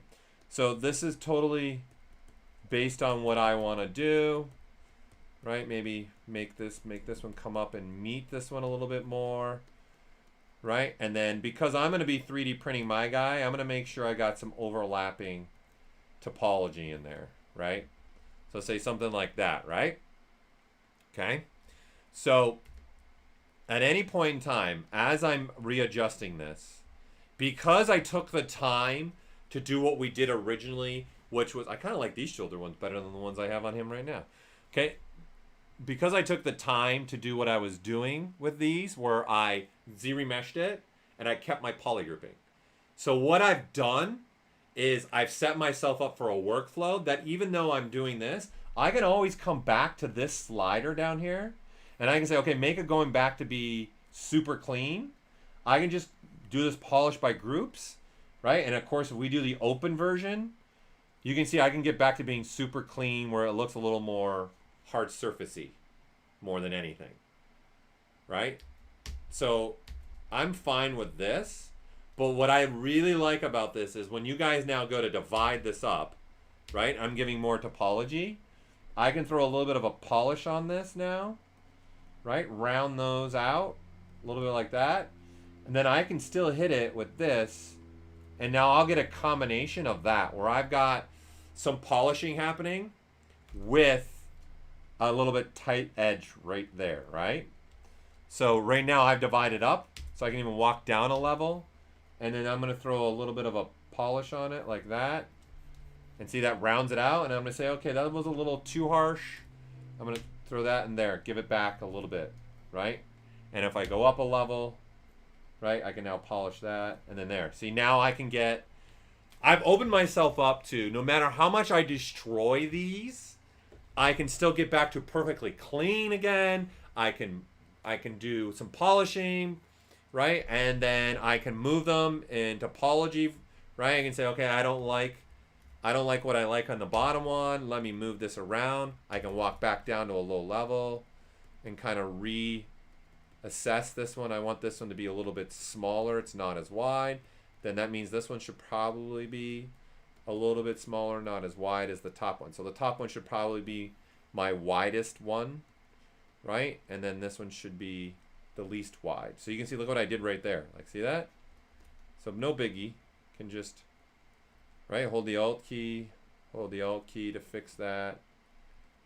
Okay, and I want to pull that one down a little bit more, maybe give these a little bit. And so my point here is, no matter how much I'm doing this, and no matter how much I'm destroying this, I can still always get back to the clean version using these deformation sliders, right?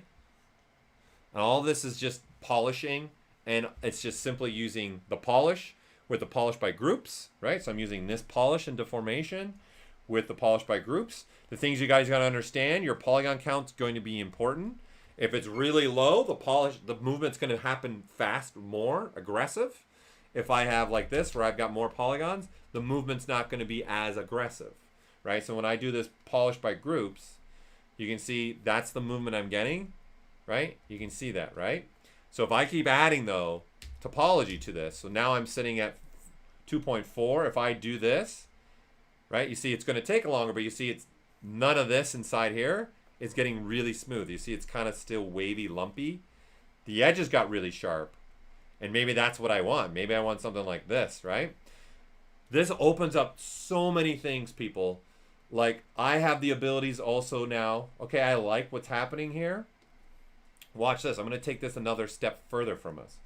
I'm going to say, all right, let's go into masking now.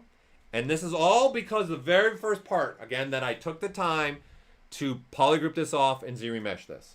Okay, I'm going to come in here and I'm going to say mask by crease only. Okay, and so what happens is, if we look at only this, I get a mask only where there's creasing. So you see that? Right? So if I do the same, in this case, I can do by polygroups, and it's going to be the same thing because I have creasing at every single polygroup. So you guys see that? So this is pretty great. This is pretty cool, right? Then I can grow that mask a little bit, grow it a little bit more, grow it a little bit more, right? And then inverse it. So now you'll have that edging exposed, right? And then watch, I'm going to hide my mask with Control H, which is the same thing as clicking here, right? And I can now come down here to the deformations again. Well, actually, it's up here. And I can throw a little bit of an inflate, right, on that. So I'm going to say, obviously, that inflate is extreme. So I'm going to say an inflate of 1. And then now I've got a little bit of a ridge inflate happening on that masked portion. I'm going to say, let's throw another inflate of 1. And then there you go. Right? And then now I got something like that, which is nice. I like that. And now I can just, even if I want to, polish that back a little bit. Right? And then now that's polished back. I can go a little bit more extreme with the polish. So I love to use these deformers to just quickly make things happen for me. And adding those little elements to me. Right? And if you only want that ridge happening on the top, right? That's a simple just, right? Polygroups. I click this polygroup, right? So let me bring back all my masking. Okay, so I click just this polygroup, right? And in the masking, I can now even say just border, and only the border got the mask, right? So I'll grow, inverse that. Okay, I can even smooth it again if I want to. I'm going to hide the mask, go back to this inflate, right? And then do it twice strength, and then there's a nice little ridge at the top, right? And then boom, that's definitely fitting more for a gremlin, right? Getting that, I want that little ridge on that, right? Now, what's really nice about this, another feature that's really cool to use since we're talking about all this polishing up, okay? Another thing that could come in handy for you guys is using in here the clay polish. Right, when I click that, it's actually it's looking at the edging, and you can see this is polishing. See how that's getting a little rounded? See, there already is a mask there. Every time I click it, it's trying to keep those sharp, but polish only the inside and polish this. So you can even do something like that, right? So that comes in handy. So what I mean by that is if I start, say, sculpting, say, something like this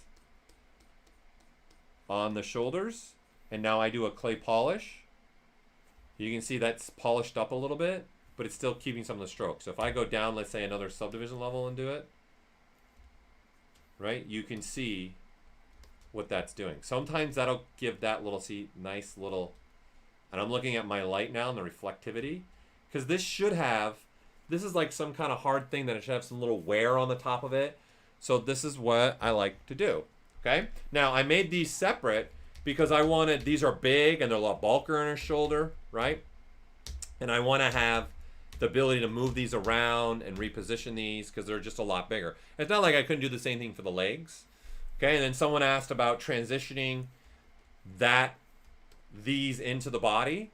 Don't forget, at any point in time, you guys could merge, like at the beginning of this stream with the head. I could merge everything together, have it all welded, then do another Zremesh, and then there you go. But if you do want to kind of make it look like it's welding into it a little bit more, the best brushes for those are the clay brushes, okay?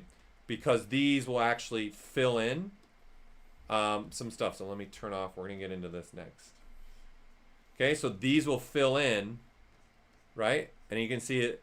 You won't even be able to tell as a user that if I didn't tell you this, and if I just want to sculpt this, I can make this just with this brush look like it's kind of going into it, right? And then see if I start smoothing this out, we'll drop down. Oh, I got a mask on this still.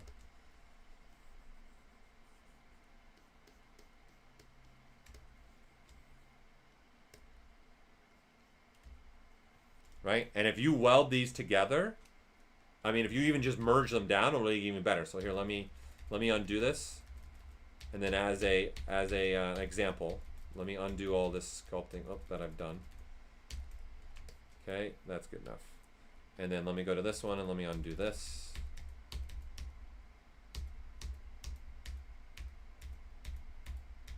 Yeah. Okay. So again, take advantage of my folders. I can say, okay, I don't want the head, I don't want the teeth, don't want the eyes, don't want the ears.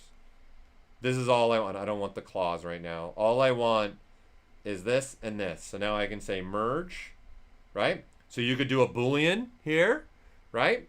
But for the sake of just understanding, I'm going to say merge folder. Okay, and what that's doing is taking the two subtools that are visible and merging them into one. So now they're one, but yet they're not, right?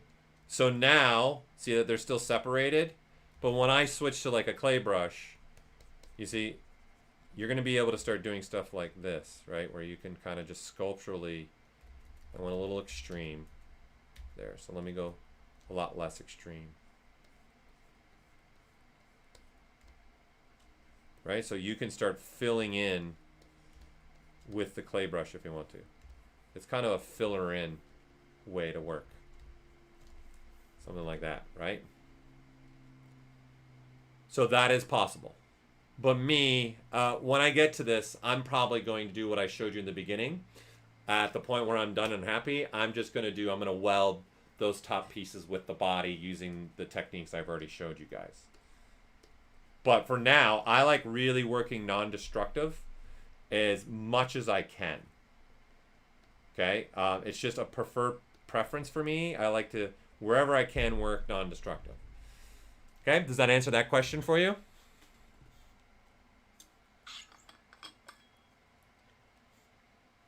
Thanks, Mr. Sanson. I don't know what I'll do more with his face for sure. Obviously, I haven't been working on his head. I started working on his torso.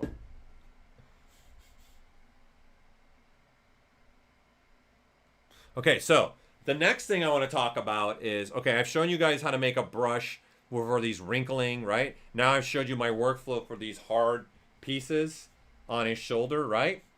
I actually like these ones better than the original ones I made. Which ones look better? There's 4 there, and there's only 3 there. I might like the 3 one better. What is your guys' consensus? Like, obviously in this image he's got 4, but who cares? It's my Gremlin. I don't know. That might get a little too repetitive. I kind of might like the 3 one better. It's just a little more simpler. What is everyone else's consensus? What does everyone else think? Yeah, let's put them side by side. Let's do a little, you guys help me now. Do I want the 4 or do I want the 3? They're both cool. I kind of think I'm digging the 3 a little bit more. I don't know. Maybe I can add a 4th and smaller. Maybe I just like the way these ones, what's going on with these ones a little bit more. What do you guys think? 3 gives them more of a warrior look? Yeah. I can see that. This is another thing why I like also working this way, is like if I can change my mind, these things aren't attached to the body. And I haven't put myself in a corner where, oh no. Okay? These are the 4. Equally bad. So we've got a couple 3s, 4s, creature look. All right, I'll make a decision as I go on, I think. I'm going to keep both because I'm probably going to bounce between. Yeah, maybe what it is also, I like the angle of this one better than this one. This one, I wanted to go follow his shoulder a little bit more. And I've got it maybe polished a little too much. This is a lot more harsh. That might help it out too. Right? So again, I can come back to the 4. Right? We'll turn the 3 off. Right? And then now I can say, okay, it's a little too polishy for me. So I can come down here and say polish by groups. Right? I'm going to make it stronger. And maybe make it a little bit more harsh. Anyway, yeah, maybe a little bit more like that. Yeah, I think it looks better a little bit more harsh. I think that's what it is. Because the 4 now looks pretty cool with this as well. And I'll throw the little rotations in there. Right, so now my 4s look like this. Guys, this is like collaborative sculpting right now. That's what we're doing. And then let's turn off the 4. They both look good. They both look cool. But I think that's definitely one of the things I definitely need to make them a little bit more sharp. So this standing out a little bit more, for sure. And I think the other thing is now looking at the threes. I think I got a little too Poland happy. I think these need to come out of the skin a little bit more. Right. This is why, again, I like this workflow. Is I can keep updating this and changing it up, and look how much that changes the character, right? So just doing that, this is what I had, and this is what I have now. That really makes those look different, right? So I just got to make my decision on that. That's all. I think I like that. I like having that little corner. Okay, so moving on. So let's get into the leg part and how I did that scaling of the leg right there. Okay, so again, I made a brush for this. Okay, so let me load that brush. So let's see, leg scales. Okay, and all I did for this, okay, is here, let's now select the bottom leg. Let's smooth out what I got here. Okay, and this is all I did. So I would probably, like, the arms might get in the way here for me. So I just did a little of this. Again, it's a curve, and you see where are the arms, why I might remove them, at least hide them, right? Because they're kind of getting in the way right now. Uh-oh. Brush! Let me relaunch here. Got a little bit of a crash. Where am I? Where am I? Looking at the wrong computer. That's where I'm at. Let me relaunch.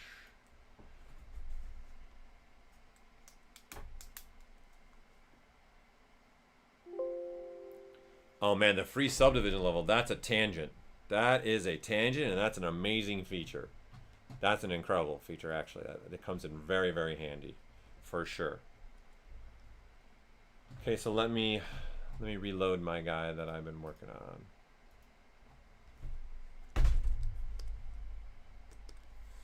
Right, so I'll just load the dog. Let me reload my actual gremlin here, where I was at, so a clean version of him. 10. Okay, so this is what, again, this is what I have.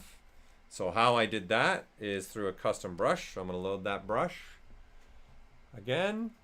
And what that brush is doing is it is allowing me to, again, draw a curve out. Oh, I have a layer on this. I'm going to turn that layer off. Right? Draw out a curve. And then when I click, I can get scaling. Right? So maybe I want this direction. Then I'm going to go with the bigger draw size. And then there's the scales. Just like that, I can throw scales on him. Right? And then this, the bigger draw size I go, the bigger the scales are. Right? So you can put a pattern like that. Right? So if I go less, right? And then the scales are like that. Right? So then I go a little bit more, and then they're like that. Right? And then maybe that's what I want on the arms. Right, so this is how I'm doing the legs. Okay, so this again is a custom brush that I made. But what I used here is the VDM capability. Okay, so what I want is a shredder gremlin, right? So, John, you can remind me, let me show this and then we'll end with the free subdivision level because it comes in handy. Okay, so I'm using layers, because I'm not sure if this is what I like. So I put it, see, I have a layer, and then I have a different version in here, right? So there's one version of them, and then here's another version of them, right? So there's just different versions. By me using the layer system, I have that ability to turn them on and off, okay? And then there you go. So what I want to do is make a custom brush. So all I did is, let's see if I think I have it in here, is this. So I took a plane and I sculpted a scale.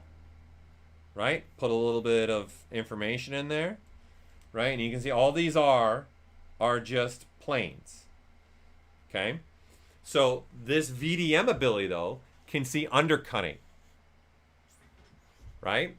So I want to be able to use a different undercutting, right? So all this is, this plane has this scale. So I'm going to go to a different plane, right? And this is just the default plane that's inside of ZBrush. There's nothing special. The special thing here for this, people, this is 100%. Look up here. Look at me. You cannot do what I'm about to show you on anything but a plane that has equally distributed polygons. You cannot Zremesh it. You cannot use Sculptris Pro. Okay? You can't grab a plane that has different sized polygons. It must be a plane like this that's equally distributed polygons in order to make a VDM brush. The benefit of a VDM brush is all the undercutting is going to happen. So i.e. if I switch back to this guy and I literally grab an ear, right? And I'm going to switch back to drag dot without a curve. Let me turn off the curve right now. Right? I get an ear, right? All that ear has undercut, right? That's an undercut in there. This is a VDM. In order for me to do something like that, this is the workflow. I start with a plane, okay? Let me switch this back to drag dot. Let me turn my curve back. I start with a plane, and I just start sculpting. So if I want to do a different one, okay, I just say, okay, this one's going to be a different scale. This one's going to be a little bit wider. Something more like that. Okay, let me add a little bit more. Okay, I need a little bit more topology here, so I'm going to divide up. So you can divide up, so you can get more topology. Right, I'm going to divide up again. I'm going to smooth it back a little bit. I actually like that little bit of that lumpiness since I'm sculpting organically anyways. Right, and do something like that. And then I'm going to divide up again, maybe to give myself just a little bit more topology. The goal here now is not to try and make something super realistic. It's about making something that I'm going to use. And in my case, I'm using it, repeating it over and over and over and over again, right? On the body. Right, and then I'm going to push this in. I'm just using the DamStandard brush. Right, and just creating some kind of different scale here. That's a little bit different. I'll divide up a little bit too and just push that back, right? I usually stay around this polygon count when I'm making these brushes. Very rarely I go into the 1 million or 4 million, okay? So I stay right here at 263 is usually where I like to stay at. Okay, so let me get back, smooth it a little too much. Prefer having that ridge like that really stand out, and I'll push it back a little bit and say, okay, so let's say this is another scale. So I've got this scale and I've got this scale, right? And all I'm telling ZBrush to do is let's take these, and for you guys I would recommend starting with the default brush, which is the Chisel 3D, because this is already set up to work really well as like a VDM chiseling brush. So why not start with this brush, okay? And what ZBrush is going to do is you can say, hey, this mesh here now that I have, grab it and put it in the brush and make it a VDM. So that's kind of what I've done here. So I have this brush. I'm going to say, okay, I have this body scale. I'm going to say that looks good. I'm going to look straight ahead on it. So I'm going to come out of perspective just so you guys see I'm looking straight at it. And I'm going to go to brush and I'm going to say from mesh. And you can see it adds it right to the end of the brush. Okay, so then this one, let's just rename this one different. I don't know, let's just call this wide scales.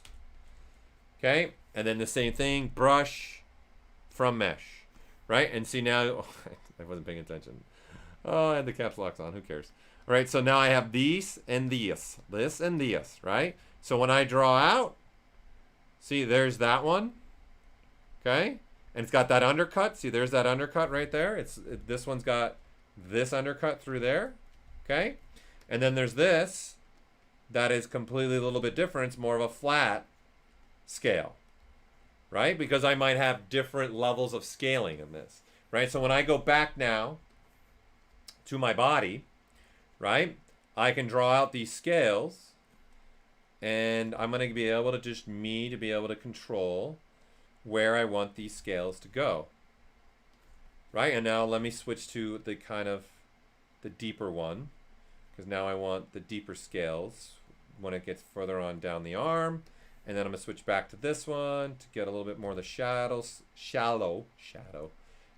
scales at the end of the arm. And then there you go. Now I have that in the arm. And you can see it's wrapping the way I want it to wrap. So it's working well for me. Now, you have the ability, right, to draw these out. So instead of just doing a drag rec like this is just a drag rec is the stroke. So right here, drag rec. And you can see the alpha has 3D in the corner. That's telling you that that's a VDM. Okay? So what I want to do is, this is where, going back to John, if you're still in here asking about the difference between some of the strokes, here's a prime example. Okay? So this, instead of doing one at a time dragging out, I can say, how about let's do dots. Right? And then now when I draw, right, I get a bunch of them. It's just crazy scaling happening. And what I can do is I can change that. Okay, so I'm in dots, and I can say, let's turn on lazy mouse. Okay, and inside of lazy mouse, there's a stepping. So what's going to happen now, when I draw these out, you can see now they're kind of gapping a little different. Okay? And what I want to do is I'm going to control that gap. I want to change that gap. Right? So here, I'm going to change the stepping, and let's just change it to 1. So my lazy step is now 1. Right in here, right? Everyone see that? Lazy step of 1. And then now when I draw this out, you can see I get a gap between each one. So if I go bigger, they're obviously going to be bigger, and you can see the gap, right? So I can say, you know, that gap's too big. Let's go something, maybe let's go with like a 0.6 maybe. See, that's getting a little bit better. Okay, still want them tighter. Let's try a 0.4. And then there, that's what I want. Right? So now I've got this brush that I can just draw out, and I get these scales. And I can switch to this one, right, and get the same thing. Right? So no matter where I go, I can get that same thing. So what I might want to do is watch this. I might say, okay, let's go to our layers. Let's click this big layer button right here, the big button, create a new layer. Okay? And then I want to be able to tell it, oh, sorry, I'm not on the highest level. Might help if I'm sitting at the highest level. Okay, and now I have a layer in record mode. Right, so that means whatever I do here, okay, gets put on a layer. Right, so then that one's on a layer, and let's switch to this one and put it on his bicep just for fun. Okay, and then now if I come over here and I click to the right, the layer's just on now. And then I can turn it off and turn it on. Turn it off and turn it on. The beauty of this is I'm not sure if I like this, or I'm not sure with it. But then the other cool thing about this is the layers, I can actually, well, you know what, I think I might need to dial it back a little bit maybe. Maybe they're too extreme. Or I can even flip it and now go the opposite direction, which makes no sense for this guy. Right? So I can actually dial it back after the fact. And not only that, there's another magnifying slider here. I can say, well, let's really get crazy. Let's push it way out, right? And you can see what I get now. So I can magnify these on a layer even after the fact, right? And the beauty is if I don't like it, I just turn the layer off and then they're gone. And then I can delete that layer with the X here. Yeah, Mark, to your question, yeah, this is my model. I've modeled this all by myself. Yeah. In fact, all the streams, this is part 4 of this. You can go watch me build this guy from scratch. If somebody wants to share those streams real quick from Mark, that'd be great help.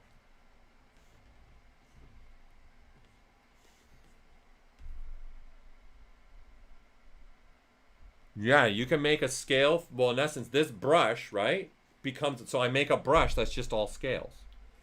You don't need to make a folder because the brush has all the scales into it. what I would do is, if this, you can see why I have it set up in multiple planes. I save this tool out, and I call this tool like VDM scales as an example, because what you guys could actually do, so you see I've selected a chisel brush. You guys could actually come here to the brush, come here to create, and you see where it says create multiple alpha? I could literally just click that, and what that does is goes and grabs all my subtools in the tool and replaces them. So you can see there's my 2 scales, and then now the 2 blanks, because I haven't sculpted on those yet. So really the workflow for me for this would be, I'd have a tool where I have various different types of scales on these planes, and then I click one button, I get a new brush. I save the brush out as my VDM scales, and I save the tool out. If I ever want to add, it's super easy. I just load the tool again, make a new scale, add it to the brush. Okay, so to your question, I would save one tool like this that has all my planes in it, that has different scaling on it, and then I'd save the brush out, and the brush is saving all the scales. So this brush could get up to be like a gig, or even more. It could be hundreds of megabytes, depending on what you're doing. So Comics Legend, you can't, inside of ZBrush by default, you cannot bake one layer at a time, but there is a plugin that does exist on ZBrush Central that Marcus Civis wrote that allow you to bake one layer at a time. I'd have to go find it again from him, and I'd have to see if it works in 2020, because I don't know if he's updated it for 2020. Okay, so with all this said, okay, the 2 things now that I want to touch base on, since you guys get that, right? And what I did, everybody, is I took it one step further, and I did like we did with the other brush I said. I threw curve mode on, right? So if I load my brush that I made, let me load my leg scales again, right? The difference between what I then did when I just showed, I added one other element, right? I added a curve ability, so I drew out my curve, made this, and then clicked it, and I've got tapering happening. Right, so again, I've got small to wide, back to taper. So what I did is the same thing I did for the other brush. I came into here, instead of using lazy mouse, I used curve mode, and then there's a stepping there, and then I use those curve modifiers. You can see size and my grab. So I have an ability here. Thanks for putting that up. So there you go, who was asking about me making this. This is part 4, actually. So you can see part 2 through this. Okay, and all I'm doing is each one of these, I'm showing you guys how I get to the next step in my Gremlin. All right, so that's the same thing. I just added that. That's why my scales have like kind of like a bubbling effect to the scales. Now, to the questions that were coming through, okay, number 1 about using images, wherever you're getting it from, it doesn't matter, okay? You can 100% just use Spotlight to do this. So your quality of image is going to be coming into play, which obviously you're bringing up XYZ often here. So they're going to have high fidelity imagery. It's super easy. So let's say, I don't know why, but let's say I want to use kind of like, say, that image as a way to apply things. So I'm going to double click on that. That'll load it into the actual ZBrush UI, and let's double click that one. Okay, and now that's loaded. So I'm just going through Lightbox, which is looking at our texture folder. So for you, you would go to texture and you would hit this import and import your textures, and then you would have what I have right now. You'd have your images there. Okay? And then there you go. And then Dougie also shared a link that's great that shows all my streams that I've been doing. So it's a great spot. Thanks, Dougie. Good call. So you can see there's just different images here now. So all I do is I select on the image I want, and I click this little button right here, which is Add to Spotlight. And see, it drops it in. Okay, now if I want this one, I click it, and then now that I have Spotlight, if we go to Lightbox route, because I have Spotlight, I can come through here and say, oh, this looks cool. I'm going to double click that, and then this time double click it again, adds it to the existing Spotlight. That's it. Okay, that's how I get an image into Spotlight. Does that make sense to you, or are you lost? Do you get that? Abram, did you get that? Oh, Abram. Okay, and then so now I can have these images floating around wherever I want. I can scale them. Okay, do whatever I want with these. I can put these in different locations. like this, right? Okay, I'm gonna say this. I'm gonna say this one can go, let's say right here. All right, and then now these images are just floating. So this is edit spotlight mode. So which means this, because you see this big dial, all this is actually editing the images. You can do a lot here, right? I can even tell it to tile these images. And I can tile in multiple directions. I can tile just vertically, horizontally. When you scroll over any of these icons, they tell you what they do inside the middle. Okay? So what I want to do is I'm going to activate the little spotlight radius like this. Okay? And I'm going to hit the Z key. And the images disappear, but they don't. They're still sitting right here. So you can see, this is why I turned on the spotlight thing. They're still there. Right? And so now I can say, okay, I want to use this image over here. I move my model over here. And let's say I want to put those cracks right there on this. I'm going to switch to a brush. Use whatever brush you want. I like using the layer brush for this. Okay? So I have this. This will work symmetrically. Right now I've got Z add, and all I do is just start sculpting. And you can see that image is now being projected into the model. Now, why I like using the layer brush is I can now do this as well.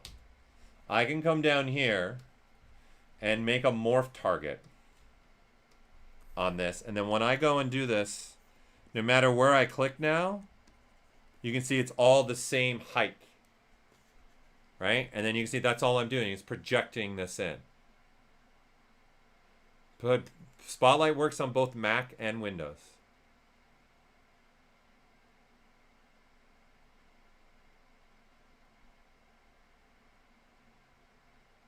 Wow, Dark Knight, that's crazy. Sorry to hear that. Okay, so does this make sense? This is all you have to do. That's it. You just have to import your images, add them to Spotlight, and then you project. So, right, so I can come over here, right? And this image now, maybe I want to use this image for whatever reason. And then see, I can put that image. And then obviously if I hold the Alt key, it's pushing in and then projecting the image. And if I want to use this, I just have my model sitting there. Right? And then there you go. Right? You can even do stuff like this. You can say, okay, the only image I really care about right now, let's just say I can move these around. Let's say move this one over here and move this is this one. Let's say this is the only image I care about. You can do this pinning option. And now what that does is you can see no matter where I move, all I get is that image. So this is nice because then I can do this and just start going out. And you can see however the bigger the image is, that's what I'm going to get. So here, let me crank the intensity up a little bit more so you can see it. Right, there you go. This is how I would use your question that you're asking me. And then there's images are being used. Oops, I did an exposure. Okay, there's your images that are being used. That's it. So we have a lot of videos on Spotlight on our Z Classroom. And then I also did some Spotlight in some even these Gremlin streams. So the pinning is pinning the spotlight radius, right? So it's pinning this, wherever this is, it's pinning it. So I've put this over the image. So when I put this pin on, in essence, wherever my cursor goes, it's going to start at the middle of that image and then sculpt out. Right? So if I brought in another image, say, I selected this one and put this one here, right?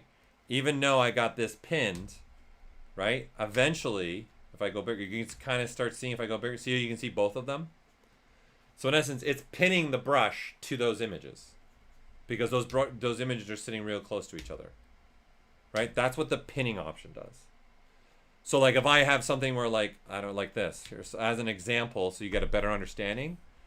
Let's say I have something like this where I've got a window, right? And now I want to reuse this window over and over and over and over and over and over and over and over again, right? So I can put this anywhere out here in space, okay? And you can see I got a window. Let's grab a plane. I'm going to make that a poly mesh. Okay, and I'm going to divide, give myself some information here. And then now, anytime I sculpt, right, I get that window. And then the beauty, of course, is you can also paint. So I can just paint this as well, right? So I'm going to switch my brush. Let's switch to the paintbrush. Okay, so brush, paint. And then now, see, I can paint this window, and then I can go over here and put the same window. Then go over here and put the same window. Go over here and put the same window. Go here and put the same window, right?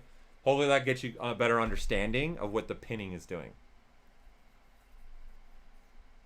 This is for the XYZ texture mapping. Yes, this is exactly how I would do it.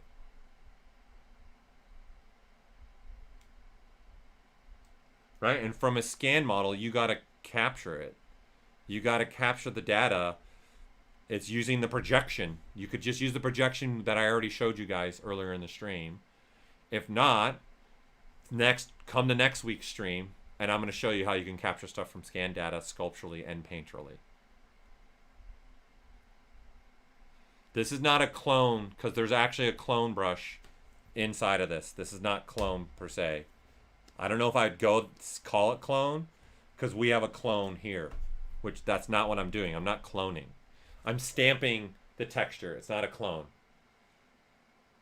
I'm just attached the image to the brush, and I'm stamping that image to the surface. I wouldn't call it clone, because we do have a clone, and that works differently. Because I can do this. A clone will allow me to take this from one and put it on another mesh in the same subtool. That's also cloning too. Okay, so to the other question about the free subdivisions. Okay, this is very handy. I'm always hesitant to wanting to show this. Okay, is that person still here that asked about the free subdivision levels? Are you still around? Are you still here with me? La da da da da. Are you still here? Okay, so obviously, you guys can see now, from what I've shown you in this stream, now I'm going to do over the entire Gremlin, and then next stream, I'm going to take it another level and have even way more details on him, and then I'll show you how I did that. So John, the free subdivision level is super handy. There is so many features in ZBrush that we can do things with, okay? However, some of the features will only work with no subdivision levels, okay? So i.e., for whatever reason, I want to insert something on him, right? Let's say I grab a brush like this that has this stuff, right? And let's say whatever reason I want to put this little bolt fastener on him, right? Because maybe he's going to be a Frankenstein gremlin, right? So when I come here and I drag this out, it's going to tell you, well, no one's going to tell you I have layers, right? So let me make sure, let me just delete my layers on this guy, right? And then it's also now telling you there's subdivision levels, right? You can't use this brush on a mesh with subdivision levels, okay? So there's other brushes that do that. Things like the slice brushes as well, the trim brushes. They can't be used on subdivision levels. There are certain things in here you can't use on subdivision levels. So what we've done is we've allowed you to freeze your subdivision levels.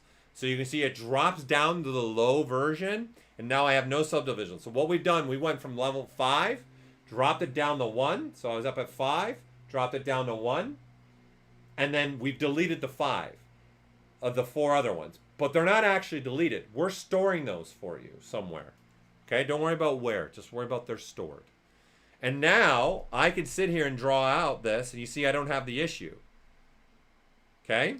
And when I'm happy with what I got, I click the free subdivision level again. And what we're going to do now is give you back all my sculpt that I have at level 5. It's going to be completely masked out. And the only thing that's not going to be masked out are these bolts. Because these bolts are the only thing that changed topology-wise. And then these bolts are also going to be divided up to be at the level that it needs to be to meet the body. So when this is done, there you go. So you see now I'm back at level 5. And you can see the body's masked out, right? And then now if I unmask, I got the bolts. And then they're there and they're at 5. Now I can still walk up and down.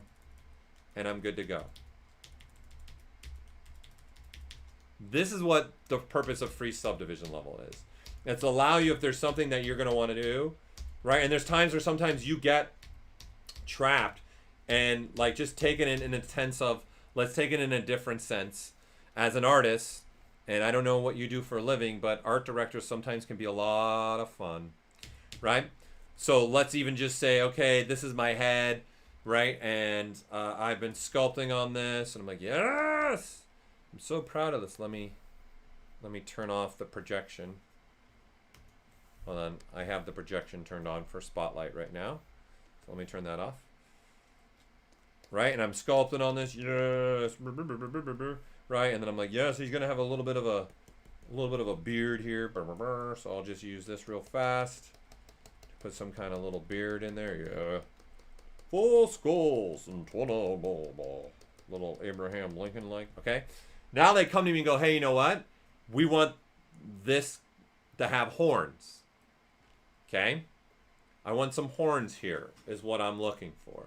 So there's going to be certain features that are better, i.e., for me to put horns, the snake hook is a great way to do this, right? So I can grab this brush and then pull it out, right, and get horns. But you see what's happening up here?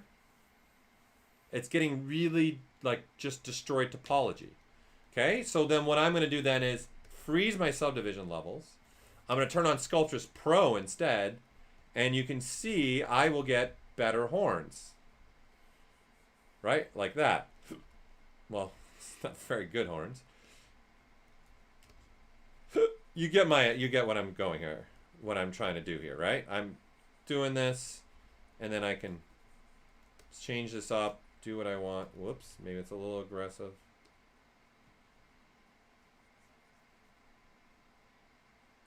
A little bit lighter. Okay? And then now I click free subdiv, and I was able to use Sculptures Pro at that level, but I can't use it on subdivisions. But I can drop down, throw it on, and then you can see if I try to use Sculptures Pro, you're going to say, hey, there's subdivision levels, and Sculptures Pro is going to turn off now. But now I have these horns, and then now I can transition and say, let me transition this in even better, and then there you go. So that's really the point of free subdivision. It's allowing you as a user to be able to kind of do what I'm doing right now, where I've added just new, complete, different information. And this can be done with inserting. This can be done sculpturally.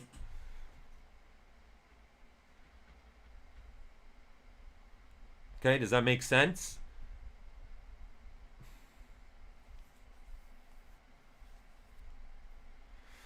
Cool, I've been waiting. Oh, just to be sure, I don't want to transfer details from scan to retopo, but to tell a different model. Yeah, you can do that. That's what I'm saying. You can absolutely rip scan data detail off and use it as a brush to transfer it. That's totally easy. Or you can just turn it into an image, and like we've been using an alpha. Unfortunately, I don't have time to really dive into that. You're going to have to tune in for the next stream, because that's like a 30, 45-minute conversation to really show you how it's done correctly. That's what I'm going to be doing the next stream anyways. So there you go. I would say tune into my next Friday stream, where I'll be taking this Gremlin even further, okay, than what I have him now. Right? So here I've got to unfreeze him. Keep in mind, though, when you're going to use the freeze subdivisions, all right, that you need to make sure that you don't just start dividing again when you have something frozen. Because the frozen's got subdivision levels there in memory. So don't just start dividing, because then you're going to have 2 levels of subdivisions in the file. Okay, unfortunately, I really can't dive into human skin painting either. I would recommend watching... Obviously, you could just take an image of human skin and paint it with Spotlight, like I just showed you. But if you want to get really like hand painting, I would watch people that do like masks and stuff in the other world, where they're using paint with an airbrush. There's things called noodling. Madeline Spencer, who just did one of our ZBrush Masters this past Tuesday, she's got a great video of it. It's really old, but it'll give you a great indicator of way to do that. Let me see if maybe I can find it really fast for you. Maddie Spencer. Let me see if I can find it really fast for you on YouTube. The process is called noodling, and her technique is based upon the technique that she would use in the real world. Like if you were working for a CG company and you had to make prosthetics. Let me go right into YouTube. I might be able to find it faster this way. Hold on. Let me put ZBrush, noodle.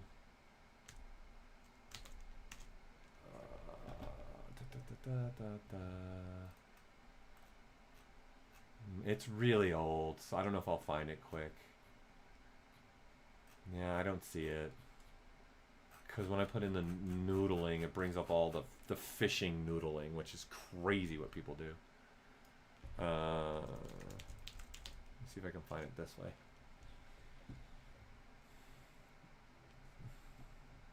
But there are like, here's some tutorials. Do you want to learn to draw professional and impressive artwork from scratch that will blow people's minds? We got the I'm Scott Harris, professional illustrator, painter, and artist. My character drawing course on Udemy has helped thousands of students to gain at Flip Normals. But the Maddie one I'm looking for, I don't see it. I think she might have it on Gnomon.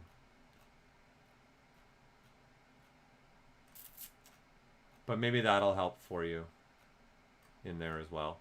It'll give you a little bit better indicator for you. I don't see the one that I was looking for. Let me try this. Let me try one more thing.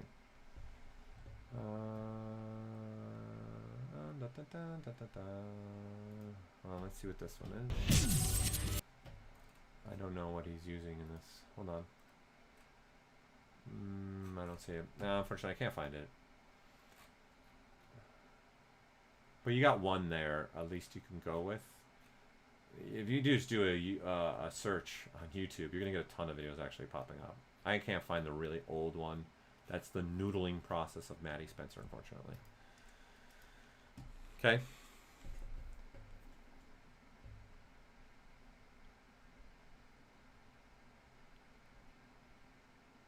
Yeah, I'm going to pose this guy with Z-Sphere rig as well. Yes. Yes. So that'll be like one of my last things I do. I got to get them all sculpted and painted, and then I'll pose them. So yes, this is going to continue. So hopefully the next stream, I'll have him pretty much sculpturally done to where I want him sculpturally done. I don't know. It all comes down to if I have enough time. And then also painted, at least starting my painting process. And then I'll share you guys how I got all the sculptural elements done that I wanted, and the processing I'm doing with painting, and then I'll do a pose. Okay, so unfortunately I can't go deeper into the painting and showing you skin and all that. I just don't have the time, unfortunately. I gotta get into other meetings now. Why is a layer of subdivision lost when you freeze transformation to go to Dynamesh? So you're saying because depending on your density, right? So if you're freezing your subdivision levels and then you're Dynameshing, and then that Dynamesh density is pretty high, we are also looking at that density setting. And if we're going to give you back the number of subdivision levels that you previously had, but then the density would be way too high, we can't do it. We're not going to do it. I.e., if you had something that you turned into Dynamesh and now it's sitting at 4 million in Dynamesh and you have 6 subdivision levels, to give you 5 more subdivision levels from that 4 million, you can't do it. We cap out at 100 million polygons per subtool. So there'll be situations like that, possibly. It's all about your density as well. It's not just about the number of subdivision levels that you had when you hit free subdivision. It's also about the density that you're going to get from when you were making something off the free subdivision levels. That free subdivision level is not meant to be taken where, okay, like my guy right now, he's at 5 subdivision levels, so at 3 million. I freeze them and now I Dynamesh it at like 3 million. That's level 1 now. If you guys do the math, by every time you subdivision, it's 4 times 4, right? So now level 2 would be 12 million. Then level 3 would be 56 million. That's it. I can't give you back level 5 anymore. We can only give you level 3 up to level 3 because we only allow 100 million polygons per subtool anyways. That's why that'll happen. Does that make sense for the person that asked that question? I forgot who it was. Okay, so again, thank you for joining me in this wonderful part. I'd like to point out, I don't know how many ZBrush veteran users we have here, but obviously you've been watching a stream with me from Pixologic, which are the makers of ZBrush. Okay, so this is our website. So I told some people there were some other good videos to go and see, right? So obviously right here in Learn ZBrush, this Z Classroom stuff is a great location to go and get videos. So in here, you can even do searches. You can make a username. You can watch it, right? So I can put in here Zremesher, and you can see things will pop up with Zremesher. I click it, and it'll give you the videos that relate to Zremesher, right? So this is a great way to learn for you all as well. Okay. There's, of course, a great place I think you guys should be going to. And I know from my streams, people are starting to communicate with me because it's also easy for me to do any critiquing that you guys might want to have done. So our ZBrush Central, so you can see people are posting some amazing, that's awesome, Mega Man, right? And posting some amazing stuff. Very cool Batman, very different artwork. My username in this that you guys can, so you can make a post in here. And then if you put this, what I'm putting in the chat right now, the @PixoPaul, I will get an email. So if you guys are making something and you're like, I don't know, maybe you want to make a gremlin and you want me to take a look at it and give you a little critique on it or something like that, that's an easy way to do it. Okay, you can just post on ZBrush Central and use that @PixoPaul. I know some of you have been using that there. So it's a great place to be able to quickly communicate with me even when we're not in these streams yet. Okay. And then the last thing is for those that have maybe not used ZBrush and you're watching this, you have no idea what ZBrush is. So again, on the Pixologic website, you can go here, 3D software, okay, and you can click on the ZBrush to get more information here about ZBrush as well and more about features. Okay, so you have this ability in here, but you can also, going back, there's a trial of ZBrush, so you can say here, get ZBrush. You can click here and get a trial of ZBrush if you want to try it. You've never tried it before. And then also for those that want to purchase ZBrush, maybe my crazy stream convinced you, right? And we have 3 ways for you to get into ZBrush. You can get it monthly, $39.95 per month. You can get it for every 6 months, $179.95. Or you can do a one-time fee of $895 US dollars. And for 20 years, we've given free upgrades. So this is a perpetual upgrade. So obviously, the subscriptions will give you the free upgrades. And don't forget, for those that may be watching that you don't even know about sculpting, there is ZBrush Core, which is kind of pretty much ZBrush Lite version. And you can get that for $9.95 per month or a one-time fee of $179.95. So there's multiple ways for you guys to get into ZBrush. Okay? So we don't have a free student edition because we give free upgrades. We've never charged for upgrades. So that's the difference. Every other software company charges for upgrades unless they're already giving their software for free. So we, for 20 years, have never charged for an upgrade. So there is no student edition. There is a discount for students. So you can go to resellers or you can contact us and there is a discount for student licensing. And there is no word right now on the ZBrush Summit. Unfortunately, we're still, obviously, with what we're dealing with in the world, we're still debating on what we'll be doing. Because usually our ZBrush Summit is not until September. But because of what's going on, we got to wait and see. Okay, any other simple questions I can answer for you guys before I call it a done stream? Again, I'm going to do my best to try and get him really all sculpted up and start the painting for our next stream, which will be next Friday, which will be mine. But as you guys can see, probably in the bottom, actually probably for you guys, it's that direction. We've been cycling through streams that are coming up for you all as well. And if you buy the student one, yes, you can upgrade to the full version. You have to just pay the difference. So whatever you bought the student edition one at, And then whatever the full version one is, that's not the non-student, the commercial version's at that price point, you just have to pay that difference. That's it. And that's how you can upgrade from the student to the commercial version. It's that easy. No Clubhouse tomorrow because it's a U.S. holiday. So we're taking the weekend off. So no Clubhouse tomorrow. And yeah, me and Joseph will look at probably doing one, and then Daisuke and Solomon will probably do a Clubhouse. Joseph and Solomon will do a Clubhouse, but we're not streaming tomorrow. But thanks for asking, though. Glad you enjoyed the last Clubhouse. That was fun. It was a good time.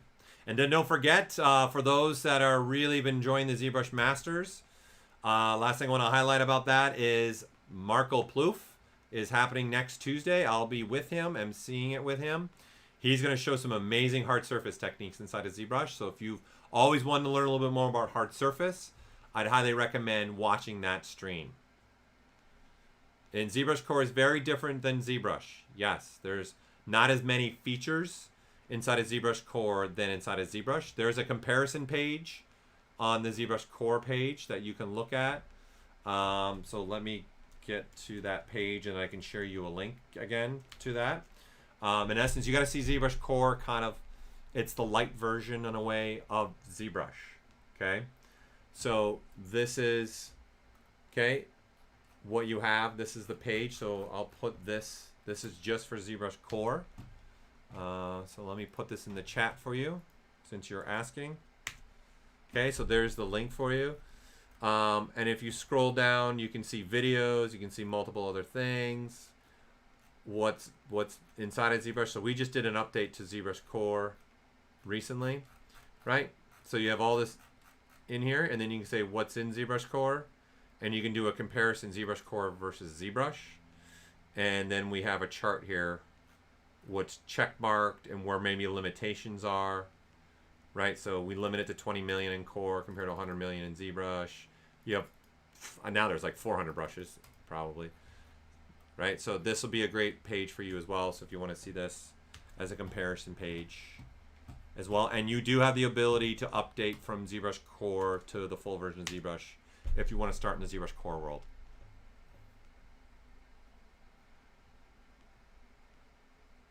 Okay.